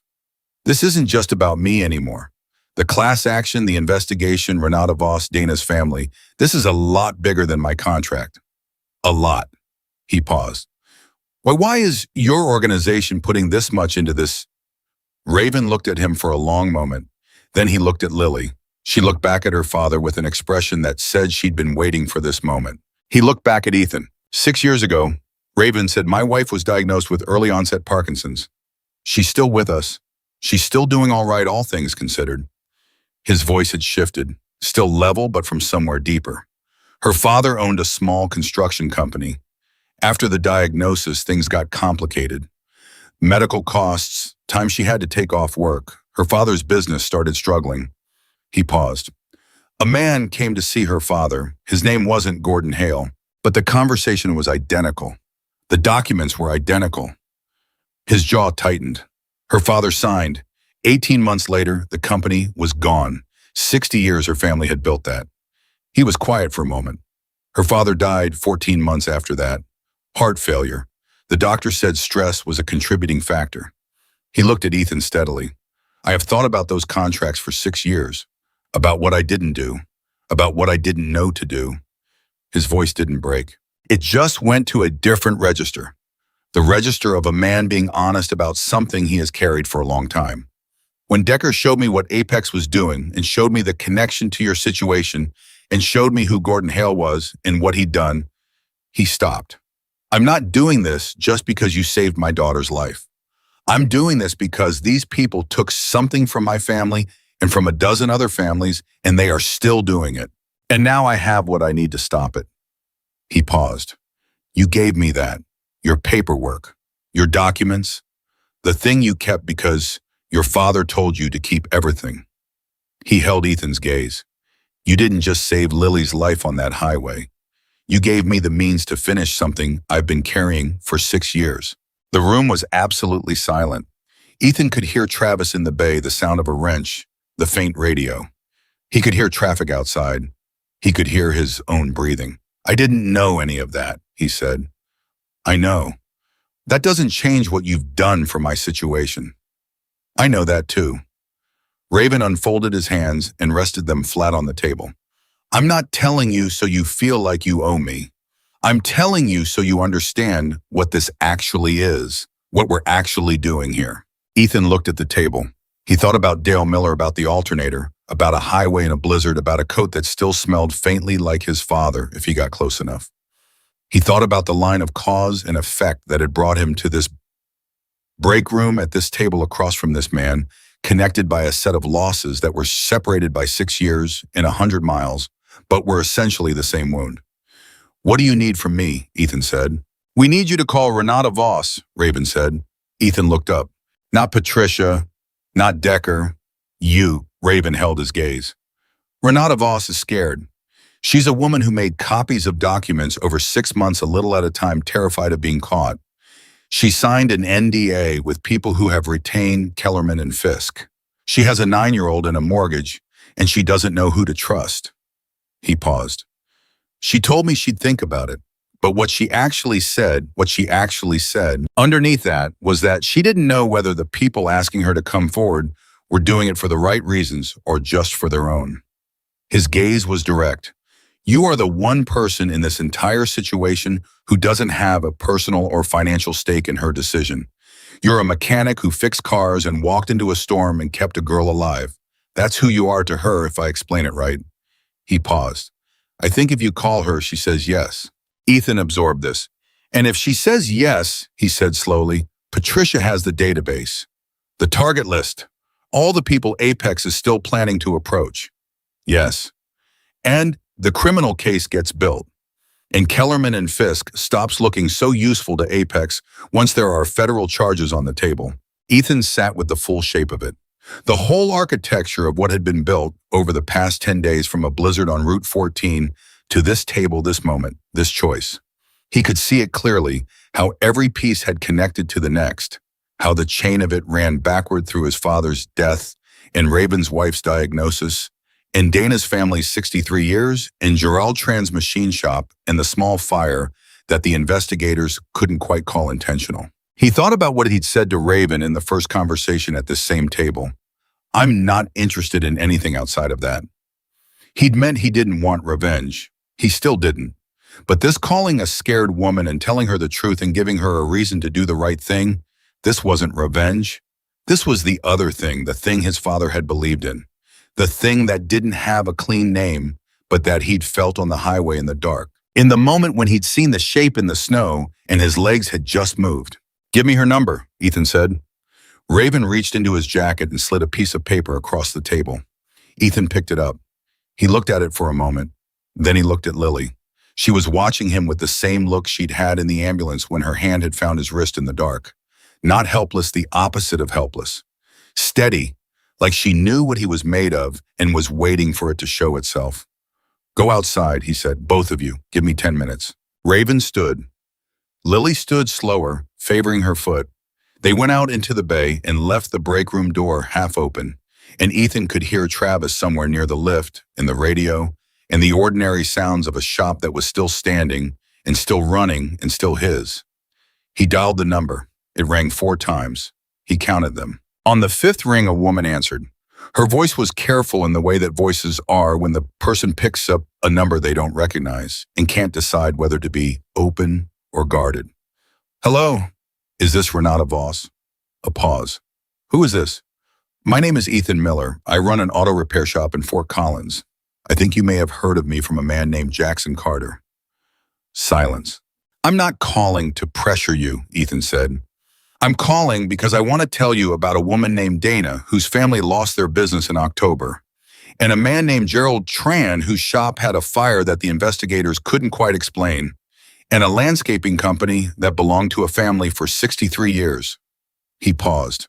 And I want to tell you about my father's shop and what I almost lost and how close I still am to losing it. He kept his voice level, even, not performing the emotion, just letting it sit in the words where it lived. I'm not asking you to save me. I'm asking you to think about whether you want to be the person who had the means to stop this and didn't. Silence on the line, long enough that he thought she might hang up. Then she said, They'll know it was me. They'll know regardless, Ethan said quietly. You resigned it, Renata. They're already watching you. A beat. The question isn't whether they know. The question is whether what you did matters. More silence. There's a lawyer, he said. Her name is Patricia Oakes. She spent 8 years in the AG's office. She knows how to protect people who come forward. She's done it before. He paused. You don't have to trust me. You don't have to trust Raven Carter. You just have to call Patricia and let her explain what protection looks like. That's all. He could hear her breathing, careful and controlled, the breathing of someone making a decision. If I call this Patricia, she said finally, if I just call her and she explains things, that's all. I'm not committing to anything. That's all, Ethan said. A phone call. Another silence, shorter this time. All right, Renata Voss said. Ethan closed his eyes for a half second. I'll text you her number, he said. She's expecting to hear from you. Call whenever you're ready. He ended the call and sat in the quiet of the break room for a moment. Then he got up and went to the door and opened it all the way. Raven was standing in the bay looking at the wall of tools hanging above the workbench, the organized rows of sockets and wrenches and drivers, each one in its place. He turned when he heard the door. She's going to call Patricia, Ethan said. Something moved through Raven's face that wasn't quite relief and wasn't quite satisfaction. It was the expression of a man who has been waiting to be able to exhale for a very long time and is only now beginning to let himself do it. Good one, he said. That was all he said. Just good. Lily looked at Ethan from where she was sitting on an upturned crate near the lift. Her expression was different from her father's, less compressed, more open. She looked like someone who had just watched the right thing happen and was letting herself feel what that was. "So what now?" she said. Ethan looked at the shop around him, the bays, the equipment, the scheduling board with Travis's handwriting on it, the coat on the hook by the break room door. "Now," he said, "we wait for Patricia to do what Patricia does." He looked at Raven, "And we stay careful." Raven nodded. "And somebody," Ethan said, "should probably eat something. I haven't eaten since 6 this morning, and I'm starting to make bad decisions." Travis appeared from behind the F-150. "There's a sandwich place 2 blocks over that does a pulled pork that's genuinely life-changing." Lily said that's the first reasonable thing anyone has said all day. And for a moment in the middle of all of it, the injunctions in the database and the scared woman on the phone and the lawyers and the 14 days and the weight of what was still to come, they laughed. All 4 of them. Short and real, the kind of laughter that isn't about anything being funny. Exactly, just about the specific relief of still being in a room together with the people who are on your side. It didn't last long, but it lasted long enough. Renata Voss called Patricia Oakes at 7:14 that evening. Ethan knew because Patricia texted him at 7:51 with 3 words she came through. He was at the shop when the text arrived, running a diagnostic on a Dodge pickup that belonged to a rancher from Wellington who needed it back by morning. Travis had gone home at 6. The bays were quiet. He read the text twice, set his phone face down on the workbench, and finished the diagnostic without stopping. He needed to do something with his hands. That was how he'd always been when something shifted, when the ground moved in either direction, good or bad. He needed the anchor of something mechanical and concrete, a problem with a solution, a system that responded to the right inputs. He finished the Dodge at 9, locked up, stood in the parking lot for a moment in the cold. Somewhere on the street nearby, he knew there were riders. Raven had said it, and Raven had meant it. They were there, quiet, not visible, but present. He couldn't see them. He didn't need to. The knowledge that they were there was its own specific thing, and he sat with it while the cold worked at the collar of his jacket, and he thought about what it meant to not be alone with something. He was still learning that, still adjusting to the shape of it. He drove home and slept better than he had in 8 months. Patricia called at 7 the next morning before he'd finished his first cup of coffee. "Renata gave me everything," she said. "I mean everything. The database, Ethan, the full prospect list, 437 names across 7 states with notes. Medical events, deaths, divorces, business disruptions. They have a scoring system. They assign a vulnerability score to each target based on how many qualifying life events they have had in the past 24 months. Her voice was controlled, but underneath the control was something that had the heat of genuine fury. 437 people. Some of them they've already processed. Some are in the pipeline right now. Some are still being flagged." Ethan sat at his kitchen table and looked at his coffee cup. "How many in the pipeline right now?" 11 active cases in Colorado, 6 in Wyoming, the rest spread across the other states. A pause. "I filed with the AG's office at 6 this morning. I have a contact there I've worked with before. This is going federal, Ethan. This is not going to be a civil settlement. These people are going to be prosecuted." "How long does that take?" "The prosecution? Months, maybe longer. But the immediate effect, the injunction on all active cases, including yours, that I can get moving today. The moment the AG's office opens a federal inquiry, Apex's ability to enforce any of their existing contracts goes into question. Kellerman and Fisk will advise them to pause everything. They're not going to want to be associated with an active federal fraud investigation." He absorbed this. "So the co-management clause is not getting triggered, not on February 1st, not ever." Her voice was flat and certain in the way that Patricia's voice was always flat and certain. But today, there was something else in it too, the particular satisfaction of a woman who had been building something for 4 years and had just watched the last piece fall into place. "The third amended agreement is dead, Ethan. I'm going to make sure of it." He let out a breath, set his coffee down. "There's more," Patricia said. "Tell me." Renata's notes. Her personal notes, not just the copies of the documents, describe a meeting she sat in on 14 months ago, a strategy meeting between Gordon Hale and 2 senior executives at Apex. She took notes because that was her job. In that meeting, one of the executives specifically referenced the trans situation in Greeley. The fire. A beat. He referenced it as I'm quoting her notes here, a persuasion mechanism. His words. The silence in Ethan's kitchen was total. They burned Gerald Trent's shop, Ethan said. The executive's language suggests it. Renata's notes suggest it. Whether we can prove it to a criminal standard is a question for the investigators, but I have turned those notes over to the AG's office along with everything else. Patricia paused. Gerald Tran is going to get a call today. I thought you should know that. Ethan pushed back from the table. He stood up and walked to the window and looked out at the gray January morning at the street and the houses and the ordinary Tuesday world that was continuing as though nothing was shifting beneath it. Gordon Hale, he said, is currently unreachable, Patricia said. His office phone goes to voicemail. His cell is not taking calls. A pause. He knows.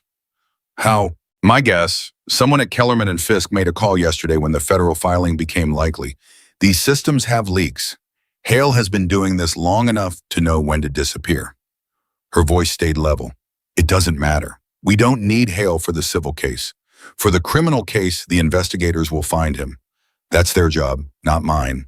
What do you need from me today? Nothing, she said. For the first time in this process, I need nothing from you today. You can go fix cars, Ethan.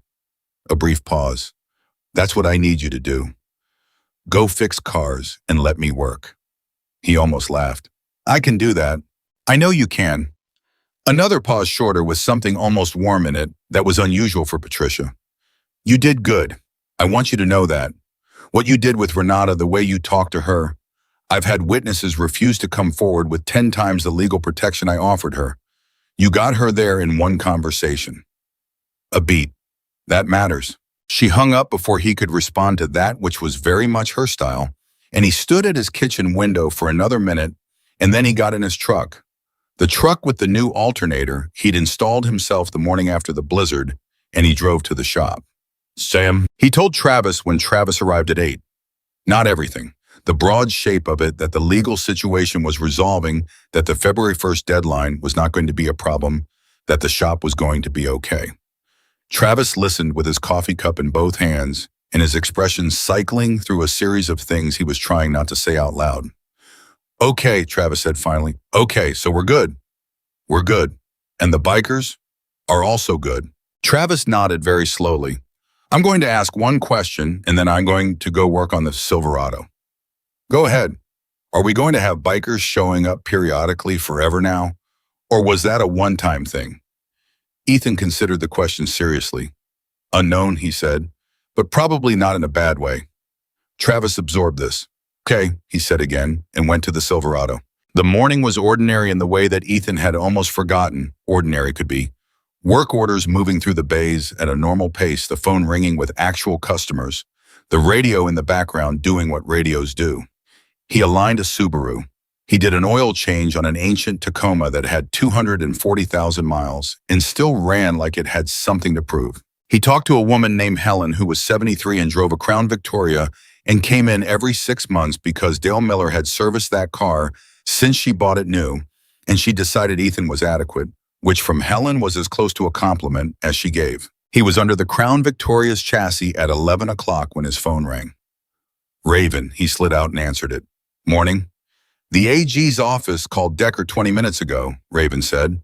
They've opened a formal inquiry. Kellerman and Fisk withdrew from the Apex case at 9 this morning. Ethan sat up on the creeper. Patricia works fast.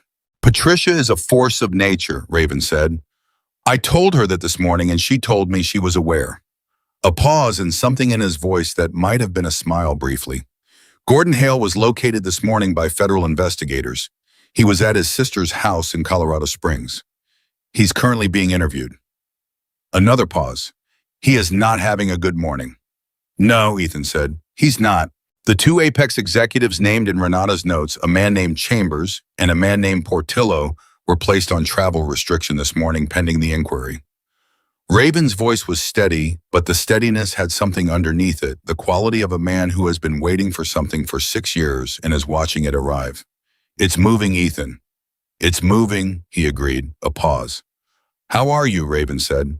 The question was direct and genuine, and it caught Ethan slightly off guard, the way direct, genuine questions tend to do when you haven't been asked them in a while. I'm okay, he said. Then, better than I've been in a while. Good. A beat. I want to do something, and I want to tell you about it before I do it, because you told me I didn't get to make decisions about your situation without talking to you first. Ethan leaned against the Crown Victoria. What is it? Dana Tanner's family, Raven said. Her father's landscaping business. I know it's gone. I know the company itself can't be brought back. But they still have their equipment, their trucks, their tools, their mowers. What they don't have is the capital to try again independently, and they don't have the legal support to pursue damages from Apex, which they're entitled to. He paused. I want to connect them with Patricia, and I want to put together a fund from our people to cover their operating costs for a starting period. 6 months, long enough for them to get back on their feet. His voice was measured. Dana's grandfather built that business.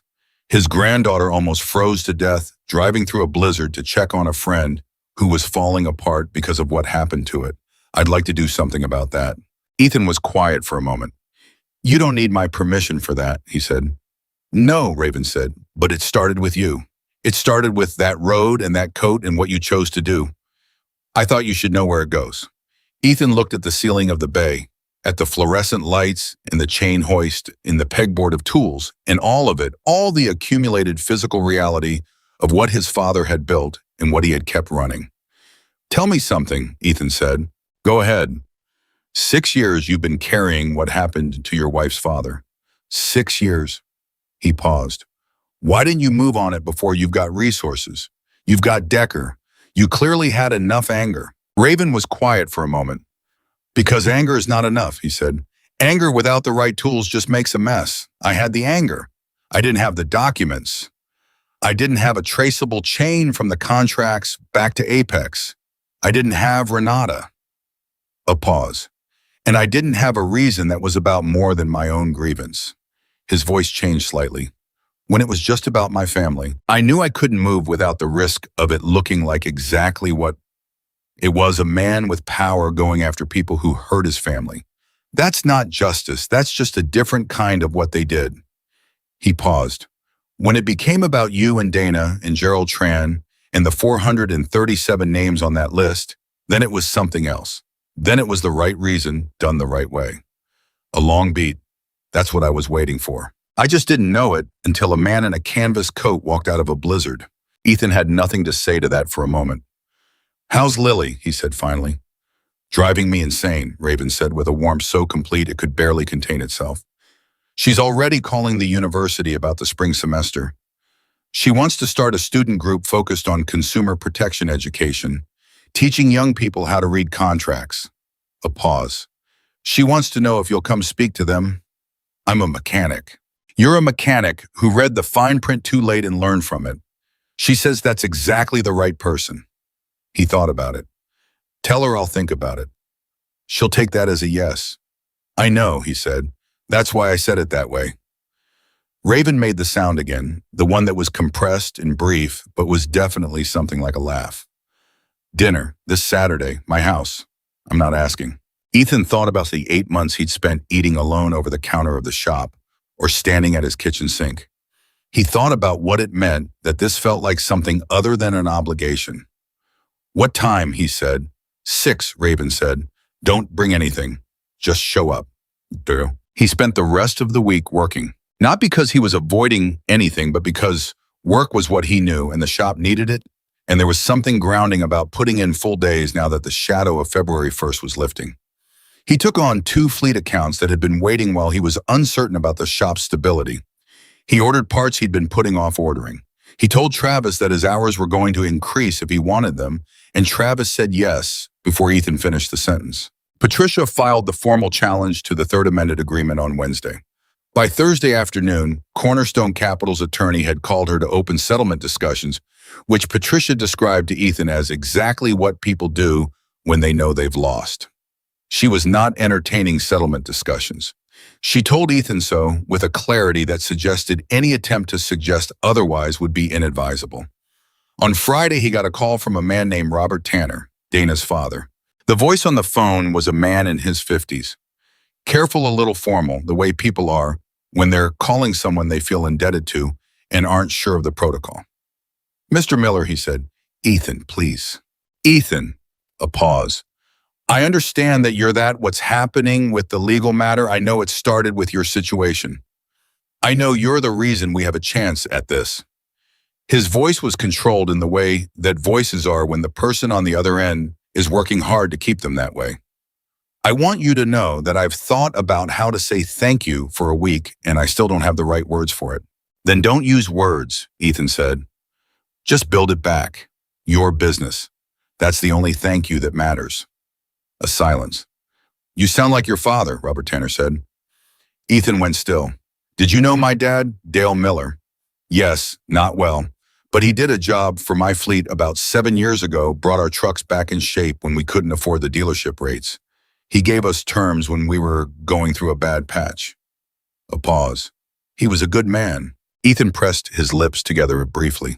Yeah, he said. He was. I'm sorry for your loss, Robert said. And I'm sorry it took something like this for us to talk. Me too, Ethan said. How's Dana, Pa? Better.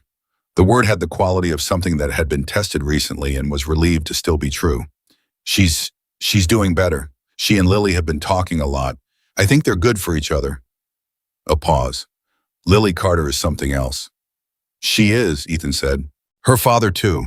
I'll be honest with you, when Raven Carter called to me, my first instinct was to be worried. Reputation and all. And then he talked for about 5 minutes, and I realized I was talking to a man who understood exactly what losing something you built feels like. His voice shifted. He cried. Did you know that? On the phone, not much, but he's carrying something, that man. I know, Ethan said quietly. Anyway, Robert said, I just wanted to call, to say it out loud even if I don't have the words. Thank you. Take care of your family, Ethan said. That's it, that's all. Saturday arrived cold and clear. Raven's house was 20 minutes outside of town, a property that was larger than it appeared from the road set back among trees, with a structure that had been added onto in stages the way places get added onto when a family grows into them over time rather than planning them out. There were lights in every window. There were 3 bikes in the driveway and a truck that probably belonged to Bones. Ethan sat in his own truck for a moment before going in. He thought about the last dinner he'd had with more than one other person. His father's wake, the food that neighbors and friends had brought, the casseroles and the pussies, the particular crowded warmth of a house full of people who loved someone who was gone. He'd stood in the middle of it and felt entirely alone. He got out of the truck and walked to the door. Lily answered before he knocked. She had been watching out the window, which she didn't try to hide. You're exactly on time, she said. My dad respects that. I know, Ethan said. She looked at him for a second. You okay? Yeah, he said.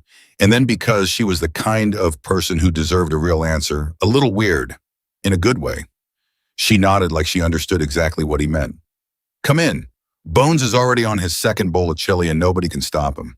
He went in. The house was warm and loud in the specific way that houses are when people in them are comfortable with each other, overlapping conversations, someone laughing in the kitchen, a television on somewhere with nobody particularly watching it. Bones was indeed at the kitchen table with a bowl of chili of architectural proportions. Decker was in the living room with a laptop, which Lily told him sternly to put away, and Decker complied with the expression of a man who was used to being told this and had made his peace with it. Raven was in the kitchen. He was cooking, actually cooking, standing at the stove in a flannel shirt with no jacket, no leather, a dish towel over one shoulder, stirring something that smelled like it had been going since morning. He looked up when Ethan came in.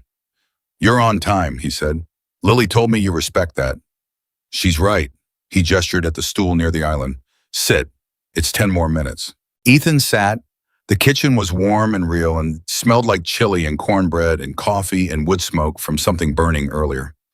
A woman's photograph was on the wall near the refrigerator, a woman with Lily's eyes and a smile that was bigger than Lily's, open and unguarded, the smile of someone who didn't know how to be any other way. Raven's wife. Ethan looked at it for a moment without saying anything. Her name is Marie, Raven said without turning from the stove. She looks like Lily, Ethan said. Lily looks like her, Raven said. The distinction mattered to him, and Ethan understood why. How is she? She's in Denver for treatment this week. She'll be home Monday. He stirred the pot. She wants to meet you. Ethan looked at the photograph, at Marie's eyes, which were Lily's eyes, which were also somehow the eyes of a woman who had been the reason a man had been carrying a particular grief and a particular anger for 6 years, and had finally found a way to put them to use. I'd like that, he said. Raven served the chili. They sat around the table. Raven, Lily, Ethan Bones Decker, and a man named Sal, who arrived 5 minutes after Ethan and turned out to be one of the older riders, a former Army medic with a dry sense of humor, in a habit of addressing Lily as Your Highness, in a way that she tolerated with exactly the amount of eye-rolling it deserved. They ate and talked, not about Apex or Patricia or the federal inquiry. Raven had apparently communicated that the table was off limits for that, and nobody pushed it.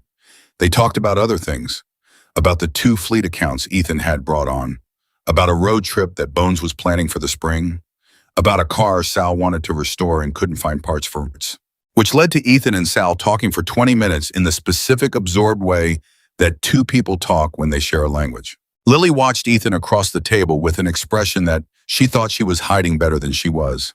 After dinner, when Bones and Sal and Decker had moved to the living room and Raven was dealing with the dishes with the focused efficiency of a man who cooked and cleaned, as 2 halves of the same task, Lily sat across from Ethan with her coffee cup. Can I ask you something, she said. You always ask that before you ask things. Because I was raised right.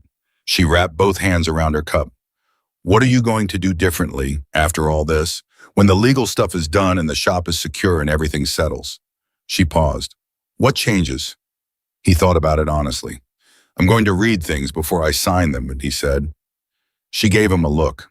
I'm serious, he said. That's the practical thing. Everything else, he paused. I don't know how to answer that well. I'm not sure I know what I was doing before, so I don't know exactly what I'm changing. He looked at his coffee. I think I was surviving, doing the minimum necessary to keep the lights on and the grief from getting too loud. I wasn't building anything. I was just maintaining. He paused. My dad built things. He didn't just maintain. He added bays and accounts and relationships. He made the shop into something bigger than a shop. Ethan looked at his hands. I stopped doing that. I think I'm ready to start again. Lily nodded slowly. What does that look like? The fleet accounts are a start. There are 2 more I could probably bring on. And there's a vocational program at the high school they used to partner with the shop for student apprenticeships, and it stopped when my dad got sick and I didn't restart it. He paused. I want to restart it.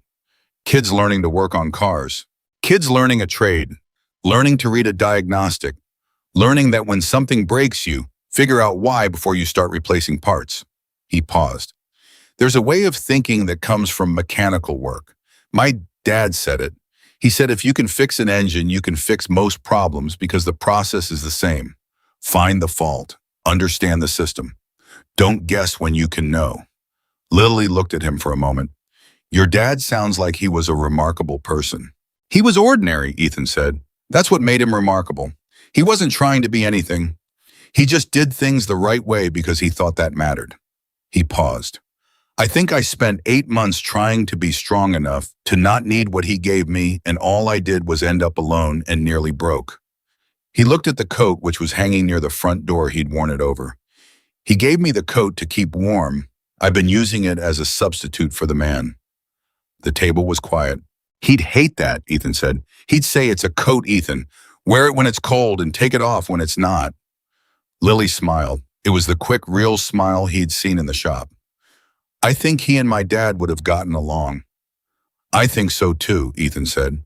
In a specific way that would have started as mutual suspicion and ended in a very long conversation about trucks. She laughed.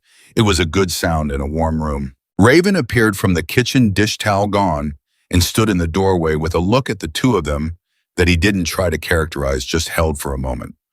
Coffee's fresh, he said. We have coffee, Lily said. Newer coffee, he said, and went back to the kitchen. Lily shook her head. He just wanted to check that we were still talking. I noticed. He does that. He's very subtle about caring about things. She looked toward the kitchen. He's been different this week. Since the filing, since Renata came forward, something lifted. She paused. I didn't realize how much he was carrying it until it wasn't there anymore. He laughed at dinner 3 nights in a row. He hasn't done that in, she stopped. A long time. A long. Ethan thought about what Raven had said on the phone. That's what I was waiting for. I just didn't know it until a man in a canvas coat walked out of a blizzard. Can I ask you something? Ethan said. She looked up. The night you drove up to see Dana in that weather. He paused. Were you scared? She thought about it. No, she said. I was worried about her. The weather was, I knew it was bad, but I wasn't thinking about the weather. I was thinking about her. She paused. Is that stupid? No, he said. That's exactly what it is. When you're moving towards something that matters, the cold is just the cold. She looked at him. That's why you kept walking, she said. On the highway. That's the answer you couldn't give me before. He hadn't thought of it that way, but she was right. He'd been moving towards something, toward keeping her alive, toward the culvert, toward the ambulance on the other end of the phone call. The cold had been real, and the cold had hurt, but it had not been the thing he was thinking about. He'd been thinking about breathing and weight and the next step forward. Yeah, he said. I think that's it. She held his gaze for a moment. Then she looked down at her coffee cup. I've been thinking about what I want to do, she said. After I go back to school, the student group, the consumer protection stuff, that's real. That's something I want to build. But there's more. She paused. I want to work with people who are in crisis. Not professionally, not yet, but volunteer work. Crisis lines, community support, that kind of thing. She looked up. Dana wasn't just upset about the business. She was disappearing. I could hear it every time we talked, the way she was getting quieter and smaller. And I kept thinking, what if I hadn't gone? What if I'd waited for a better night? You would have gone on a better night, Ethan said. Maybe, but the better night might have been too late. She set down the cup. I used to think that caring about people was just something you felt, something passive. You cared, and that was the thing. She shook her head. It's not passive, it's an action. You have to move toward the people you care about in the storm if that's where they are, or it doesn't mean anything. Ethan was quiet. That's what you did, she said, and I don't want to just receive it. I want to do it. I want to be that person. He thought about his father, who had driven 40 miles in bad weather to tow a stranger's car and refused payment, who had given apprenticeships to kids from the vocational program and hired 2 of them full-time, who had built something that was about more than repair work, who had done it all without ever calling it anything, without a philosophy or a label. Just, this is what you do. You already are that person, Ethan said. You drove into a blizzard for your friend. You just need better weather gear. She looked at him for half a second. Then she burst out laughing, genuine, unguarded, the kind of laugh that didn't have any self-consciousness in it, and it filled the room. And from the kitchen, Raven called out, "What?" And Lily called back, "Nothing." And Raven said, "That's never nothing." And Ethan smiled at his coffee cup, and the warmth of the house held all of them together in it. Later, when he was driving home, the night clear, and the road empty, and the heater running steady in his truck, he thought about what had shifted. Not in the legal situation, not in the practical facts of his life, but in something underneath all of that. Something in the way he was facing forward. He had spent 8 months with his hands on the wheel, driving without looking up, focused entirely on the road immediately in front of him. Just get through the day. Just keep the lights on. Just survive to the next week. He'd been so focused on the ground directly under his feet that he hadn't looked at the horizon in months. He looked at it now. The shop rebuilt and stable, with fleet accounts and apprentices, in a scheduling board that was full. His father's name on the sign out front, not as a memorial but as a promise. This is what we built. This is what we stand for. This is what comes next. A community around him that had arrived unexpected and stayed. A girl who had taken his coat and given back in some form he hadn't anticipated and couldn't have named something more important. He thought about Dale Miller, who had driven a used truck from Tucson with $2,000 in a toolbox. He thought, I am my father's son. I just forgot it for a while. He pulled into his driveway. He sat in the truck for a moment with the engine running and the heat on. Then he turned it off and went inside, and for the first time in 8 months, he didn't lie awake doing math. He just slept. The call from Patricia came on a Monday morning in late February, 3 weeks after the federal inquiry opened, and Ethan knew from the first half second of silence before she spoke that it was not a routine update. It's done, she said. He set down the torque wrench he was holding. Define done. Apex Property and Capital entered into a consent agreement with the Colorado Attorney General's office this morning. Chambers and Portillo surrendered voluntarily at 6 a.m. Gordon Hale's attorney contacted the AG last night to negotiate terms. She paused, and the pause had weight. All active contracts under the Lighthouse Financial Solutions structure are voided. Everyone, yours, the Tanners, the 11 others in Colorado, the 6 in Wyoming, all of them. Void as of this morning. Ethan stood in the bay with the torque wrench in his hand and said nothing. The consent agreement includes a restitution fund, Patricia continued. Apex is required to fund it at $14 million. The distribution will take time to work out. There are a lot of claimants across 7 states, but your situation is well documented and you will be made whole on the fees and interest you have already paid. She paused again. The criminal investigation into the Tran fire is still open. That one moves at its own pace. But Hale's cooperation agreement includes testimony on that matter, which means it will move. Ethan looked at the shop around him. At the bays, the equipment, the scheduling board with Travis's handwriting on it, 3 bays full, 2 more coming in by noon. The fleet accounts in their own column now. Patricia, he said. Yes. Thank you. She was quiet for a moment. You gave me what I needed to finish something I'd been building for 4 years. We're even. A brief pause.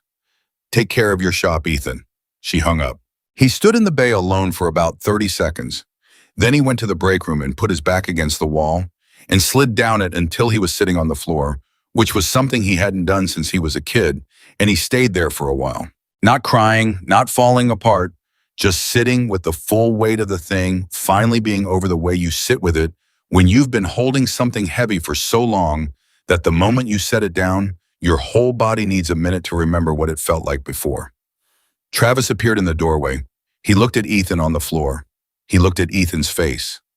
Good news or bad news, he said. Good, Ethan said. Very good. Travis nodded. Okay. He disappeared. A minute later, he came back with 2 coffees and sat down on the floor next to Ethan, which was the most Travis thing Travis had ever done, and they sat there together on the break room floor and drank their coffee and didn't say much for a while. The fleet accounts are going to be fine, Travis said eventually. Yeah. And the apprenticeship thing you talked about the high school kids. Starting in March, Ethan said.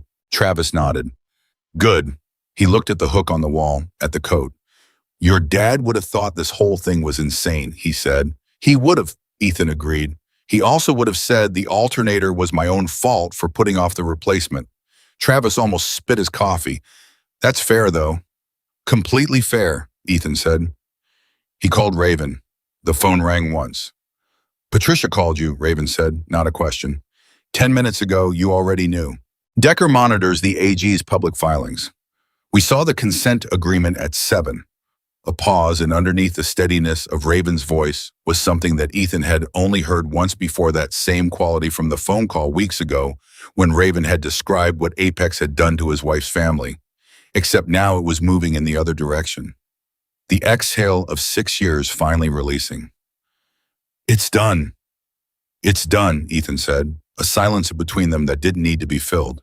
Marie wants to cook for you, Raven said. Raven? Don't argue with my wife. She's been through enough.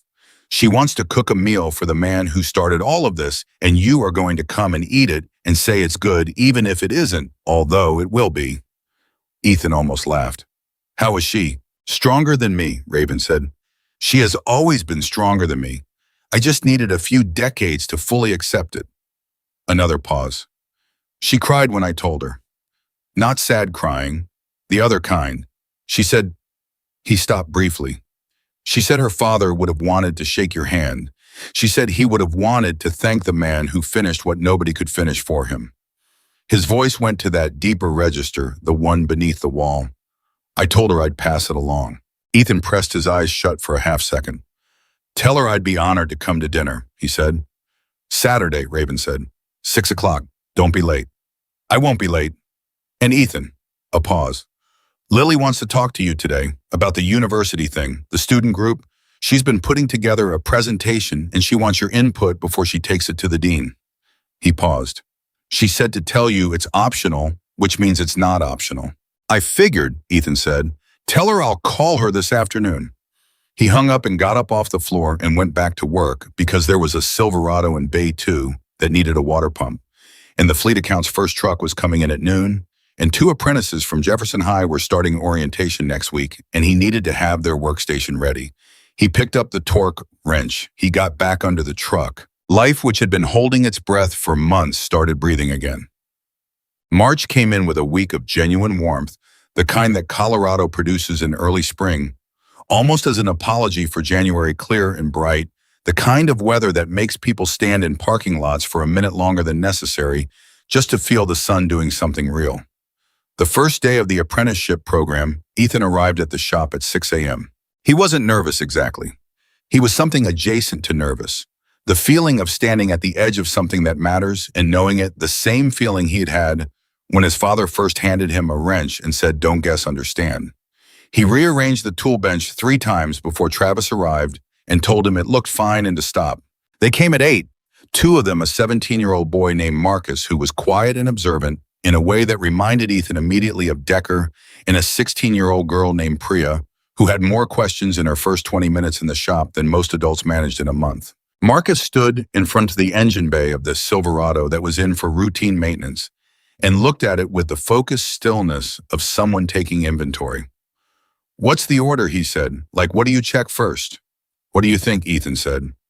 Marcus looked at him. "I don't know yet. That's why I'm asking." "Good answer," Ethan said. "Most people guess and then look for evidence to support the guess. The right way is look, first, conclude later. You start with what you can know without touching anything. You're listening before you even lift the hood." Listening for what? Everything. The way the engine sounds when it's cold, whether there are any smells that shouldn't be there, whether the oil cap has residue around it, whether the coolant overflow is at the right level. He pointed. Before you pick up a tool, you've already eliminated half the possibilities. Marcus nodded slowly, taking it in the way that people take in things they recognize as important. Priya from the other side of the bay said to him, "Is that how you approach everything or just engines?" Ethan looked at her. "What do you mean? Like, is that a general method observed before you act?" He thought about a highway in January, about the shape in the snow and the way he'd run without thinking, about the torque wrench in his hand when Patricia called with the news. "Usually," he said, "sometimes you don't have time to observe and you just move. But even then, you're gathering information while you're moving. You're updating what you know with every step." He looked at the engine. "The thing you never do is decide before you look. That's how you make the wrong repair and send someone down the road with a problem you missed." Priya wrote something in the small notebook she'd brought. Marcus just nodded again in the way of someone filing things in an organized internal system. Travis, who was leaning against the wall with his coffee, caught Ethan's eye and gave him a small, definitive nod that said, "This is good. This is what this place is supposed to be." Ethan turned back to the apprentices. "All right," he said, "let's start with the basics." Tabam. The story of that winter spread through the county the way stories do when they're real, not with a single announcement, but in fragments passed between people, each fragment adding something to the next. A highway camera photograph, a blizzard, a mechanic and a biker's daughter, and a coat. Most people got the outline right. Some of the details wandered. What didn't wander was the part that mattered. A man had nothing left but a coat, and he gave it away, and what came back was more than he'd given. People started coming to Miller Automotive who had never come before, not just for car repair, though the bay stayed full and the scheduling board stayed busy. People came because they had heard something about Ethan Miller that made them want to put their truck in the hands of someone they trusted. Some of them said it out loud. Some of them didn't say anything, just brought in their vehicles and watched how Ethan worked and left satisfied in a way that was about more than the repair. Gerald Tran drove down from Greeley on a Thursday in April with his wife. Ethan knew who he was before he introduced himself. There was a quality to how Gerald Tran moved, the particular careful steadiness of a man who has been hit very hard and has not entirely convinced himself the hitting is over. He was in his early 60s, broad-shouldered, with the hands of someone who had worked with them his whole life. He shook Ethan's hand in the parking lot and held it a moment longer than a standard handshake. "I know you've heard about me," Gerald said. "Jackson Carter talked to you. Patricia Oakes talked to you. I know your situation," Ethan said. I'm glad you came. I wanted to see the shop, Gerald said. He looked at the building, at the sign. Miller Automotive and below it, in Dale Miller's original font, the words honest work, fair price. I wanted to see the place that the documents came from. He paused. The documents that finally, he stopped. His wife put her hand on his arm and he covered it with his own without looking at her. The investigators found the accelerant residue last week, he said, in the wall framing. What was left of it? He looked at Ethan steadily. They're going to charge someone. Finally. Ethan looked at him. I'm glad. 3 years, Gerald said. 3 years I've been telling people that fire wasn't an accident. 3 years of being looked at like I was the one who'd lost the plot. He exhaled slowly. My son thought I was obsessing. My wife, he glanced at her and something private and old moved between them. She believed me, but she was worried about what carrying it was doing to me. He looked back at Ethan.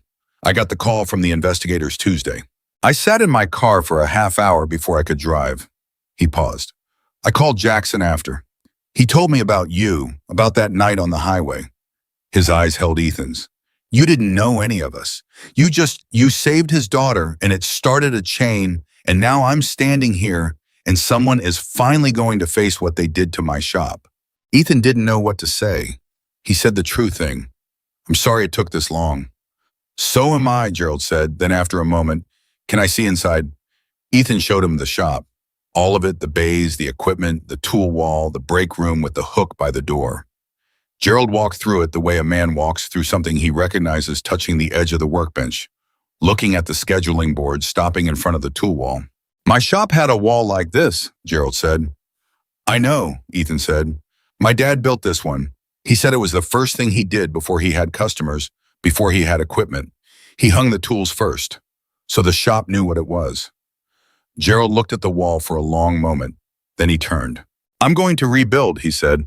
My shop. Patricia says the restitution is enough to start. My son is going to come in with me this time. He paused. I'm 62. I have people telling me I should retire, take the money and rest. He shook his head. I built that shop from nothing. I know how to do it, and I'm not done. Good, Ethan said. When I open back up, Gerald said, I'd like to send you some overflow work, if you're willing. Greeley to Fort Collins isn't far. Ethan held out his hand. Gerald took it. Deal, Ethan said. Lily Carter came back to Miller Automotive in April, but this time not for a visit. She came because she had a 2018 Honda Civic with a check engine light that had been on for 3 weeks, and that 3 different people had told her was nothing to worry about, which was exactly the kind of advice that made Ethan tired. She sat on the customer stool while he ran the diagnostic, and she talked while he worked, which was already becoming a pattern that neither of them had officially acknowledged, but both of them had accepted.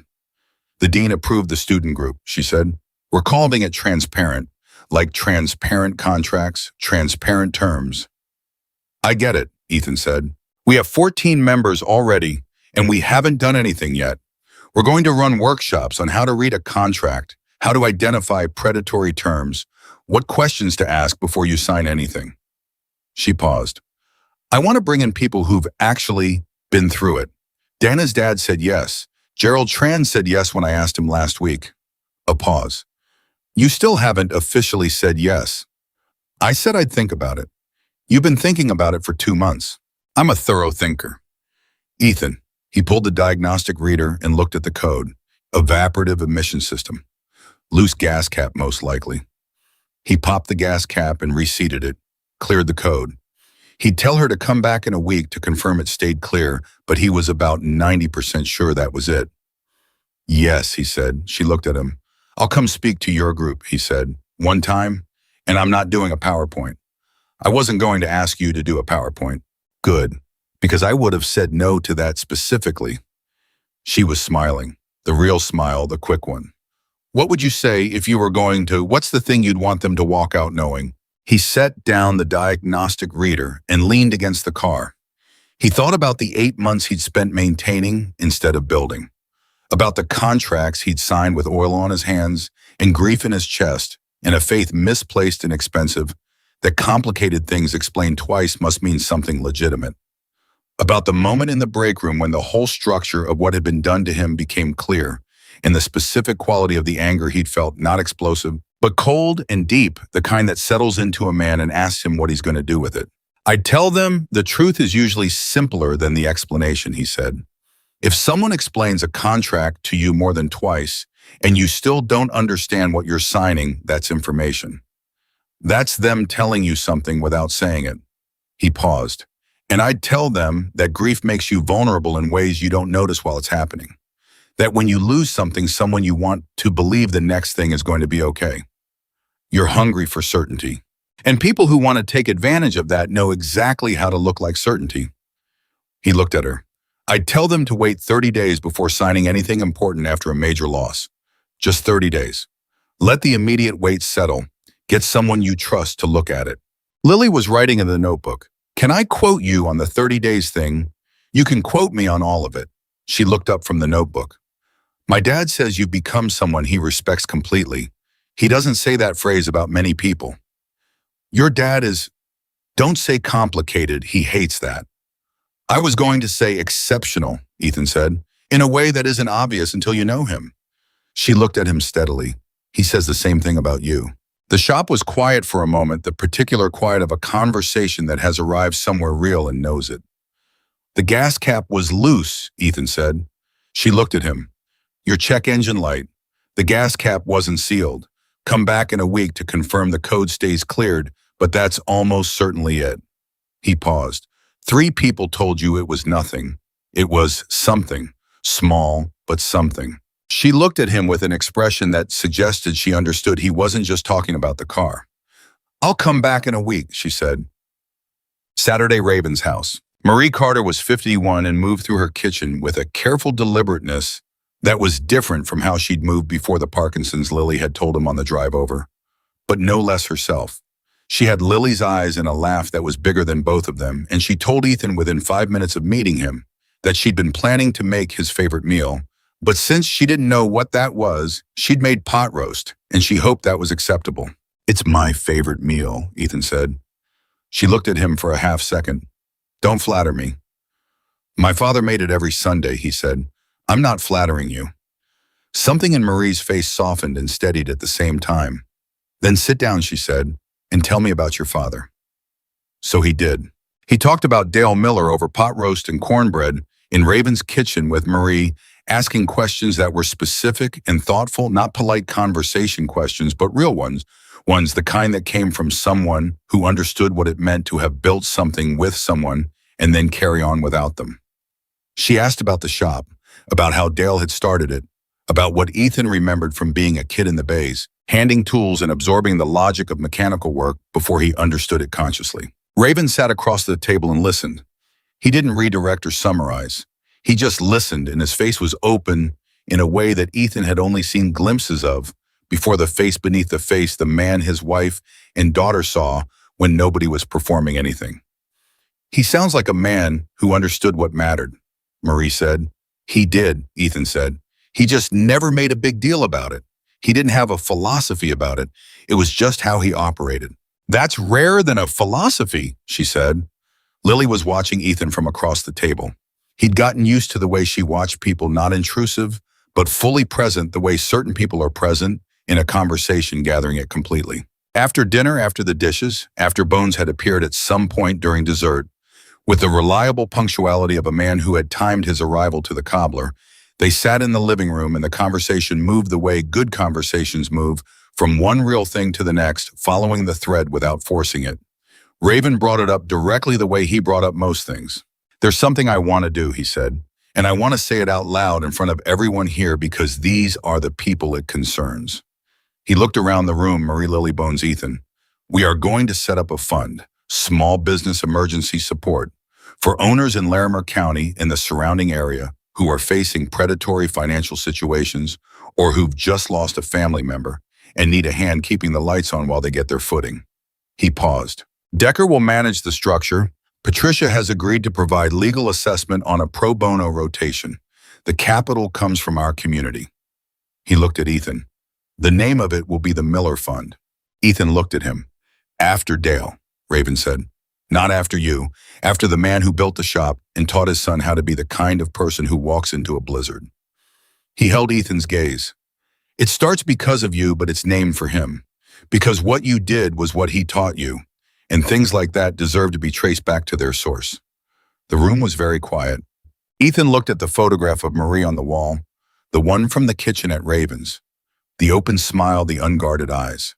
He looked at Lily, who had her hands in her lap and was very still. He looked at Raven, who was watching him with the steady directness of a man who has made a decision and is not asking for negotiation, only acknowledgement. He thought about Dale Miller in Tucson with $2,000 in a toolbox, about a used truck and a rented bay and 6 days a week for 4 years, about the tool wall hung before there were customers so the shop knew what it was, about a Sunday pot roast every week and without fail, because some things should be consistent. Ethan, consistency is a form of love. He thought about an alternator he'd been putting off replacing, about a highway in the dark, about a shape in the snow and legs that moved before his brain caught up. He thought about what his father would say about a fund in his name. He would say, "Don't make a big deal about it. Just make sure it helps people." "All right," Ethan said. Raven nodded once. "Done." Marie reached across the couch and put her hand over Ethan's for a moment. Just a moment, just the brief warm weight of it, and then she moved her hand back and picked up her coffee cup like nothing had happened, except everything had. Bones said, "There's more cobbler." Lily said, "There is literally always more cobbler when you're here." Bones said, "I timed it well." And the room moved back into warmth and laughter, and the ordinary, extraordinary fact of people who had found each other sideways through a blizzard and a coat and a set of fraudulent documents and a scared woman who made copies a little at a time and had decided without a formal agreement to stay. The months that followed built on each other the way good things build, not in one dramatic surge, but in the accumulation of days that compound into something solid. Marcus and Priya completed their apprenticeship in June. Marcus took a second term. Priya started bringing questions about diagnostic software that pushed Ethan to update systems he'd been running on older versions for 2 years, which Travis pointed out was exactly the kind of thing he'd been saying for a year. And Ethan told him he was right, and Travis marked the date in the calendar as a historic occasion. The Miller Fund opened officially in May. In its first 3 months, it provided bridge support to 4 small businesses in Larimer County, a bakery whose owner had lost her husband, a landscaping company that had been hit with a predatory equipment lease, a small contracting firm that had been defrauded by a supplier. Decker handled the assessments. Patricia provided the legal review. Raven made the calls personally when the situation was critical. Robert Tanner rebuilt the family landscaping business under a new name, Tanner and Daughter, because Dana had decided she was coming in and there was no arguing with her. They were operational by September. Their first fleet of trucks came in for a service inspection at Miller Automotive on a Tuesday morning in October, and Robert Tanner shook Ethan's hand in the parking lot and didn't say much because he didn't need to. Gerald Tran broke ground on his new shop in Greeley in August. He sent Ethan a photograph of the foundation pour. Ethan had it printed and put it on the break room wall next to a photo of his father standing in front of Miller Automotive the day they put up the sign. 2 of the Apex executives' chambers in Portillo entered guilty pleas in September. Gordon Hale's cooperation agreement was formalized in October. The fire at Gerald Tran's shop became the centerpiece of the criminal case, and the man who had set it, a contractor Apex had used in 3 states, was charged in November. The restitution fund distribution began processing in October. Ethan's check, when it arrived, covered the fraudulent fees he'd paid and then some. He sat with it for a day. Then he put half of it into the Miller Fund and used the rest to replace the alignment rack, which had been due for an upgrade for 2 years. His father would have done exactly the same. Lily's student group, Transparent, ran its first workshop in October to 43 students in a university conference room. Ethan spoke for 30 minutes without notes, standing in front of a room of 20-year-olds, talking about contracts and grief and the specific vulnerability of a person who has lost something and is desperate for certainty. He talked about what it feels like to sign your name to something you don't fully understand and about what comes after. He didn't make it a cautionary tale.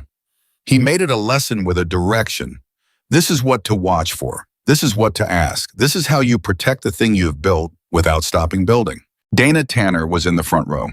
She had come down from the family business for it, and after the workshop, she and Lily stood in the hallway for a long time talking, and from where Ethan was standing, he could see that whatever they were saying was important and real, and between them alone, and he didn't try to hear it. He found Lily afterward in the parking lot. Well, she said, they ask good questions, he said. The one in the third row, the kid with the red jacket, he asked if there was ever a point where you thought about just walking away from the shop. I remember. What did you almost say? You paused for a second before you answered. He looked at her. I almost said I thought about it once. Standing in the parking lot of my shop at midnight reading a certified letter with no coat because I'd given it to a stranger I didn't know. He paused. I almost said I stood there in the cold thinking I'd made every wrong choice and the whole thing was coming apart. But you didn't say that? No. Why not? He thought about it. Because the next part isn't that I decided to fight. The next part is that I went inside and sat at the counter and felt for 1 second underneath all of it like it was going to be okay. Not because anything had changed, just because I'd done something right that night, regardless of everything else. He looked at her steadily. I didn't want them to take away that sometimes the reason you keep going isn't a strategy. Sometimes it's just a moment of something that feels true. Lily looked at him for a long time. You should have said that, she said. I know, he said. Next time. She nodded. There's going to be a next time. I already have 4 more workshops planned. Of course you do, he said. She smiled. The real one. The winter came back around the way it always does in Colorado. Not apologetically, not asking permission. It arrived in early January with the particular authority of something that doesn't need to announce itself because everyone already knows it's coming. Ethan was at the shop on the anniversary. He didn't plan it as a memorial or a marker. He just worked.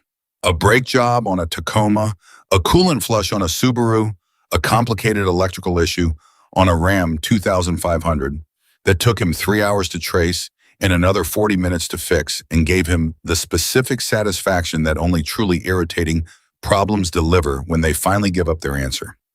At 6 in the evening, when Travis had gone home and the bays were quiet, he put on his father's coat and stood in the parking lot. It had snowed earlier. Not a blizzard, just a few inches, the ordinary accumulation of a January evening. The kind that doesn't make the news. The kind that just covers things quietly and makes the world look clean. He stood in it and thought about a year. 14 months actually since the alternator died, and he walked Route 14 in the dark.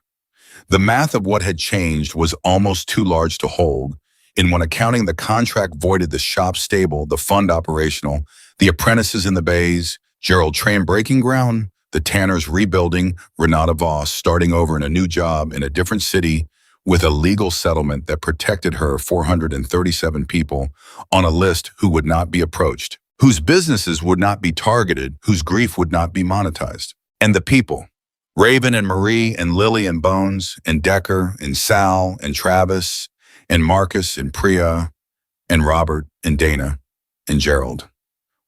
All of it radiating outward from one moment on one highway on one night that had felt at the time like nothing but a broken down truck and a bad end to a bad year. His phone buzzed. A text from Lily. Thinking about you today. The coat. All of it. You okay? He looked at the text for a moment. He typed back. Better than okay. Then he put the phone in his pocket and stood in the cold for another minute, looking at the sign his father had put up 22 years ago. The letters needed repainting. He'd been meaning to do it for months. He would do it in the spring with Marcus and Priya helping, so they'd understand that maintaining a thing and building a thing are the same motion performed at different scales. He thought about what he'd told Lily's workshop, about the moment in the parking lot when, standing in the cold with nothing but a fraudulent contract and 8 months of grief, he'd felt underneath all of it like it was going to be okay. Not because anything had changed, because he'd done something right. He thought about his father. He thought about a coat that smelled like gear oil and Old Spice and had crossed a highway in a blizzard wrapped around a stranger. He thought about what Lily had said in Raven's kitchen all those months ago at the beginning of all of it, when she'd looked at him across the break room table with the directness of someone who had nearly died and was not willing to waste words on anything but the truth. You kept walking, she'd said. When it was dark and you were scared and you didn't know what was on the other side, you just kept walking. He had. And because he had other people were walking now in rebuilt shops and rebuilt businesses and university conference rooms and new cities and new starts in 63 years of something that had nearly been erased, finding its way back into the world. He thought about everything he'd said on the day Lily sat in the customer stool and asked him what he'd want people to know. About the last thing he'd left out, the thing he hadn't found the words for yet, the thing that was also true. He had thought he was saving her life that night. He had never once imagined she was the one who would save his. He turned and walked back into the shop, into the warmth and the smell of metal and oil and honest work, into the place that bore his father's name and would continue to bear it into the life that had been rebuilt, not from nothing, but from the one thing that had never actually gone away, the knowledge quiet and unshakable, that when it matters, you move toward the person who needs you, regardless of the cold, regardless of the dark, regardless of what it costs. That is the whole of it. That is what holds. That is what lasts.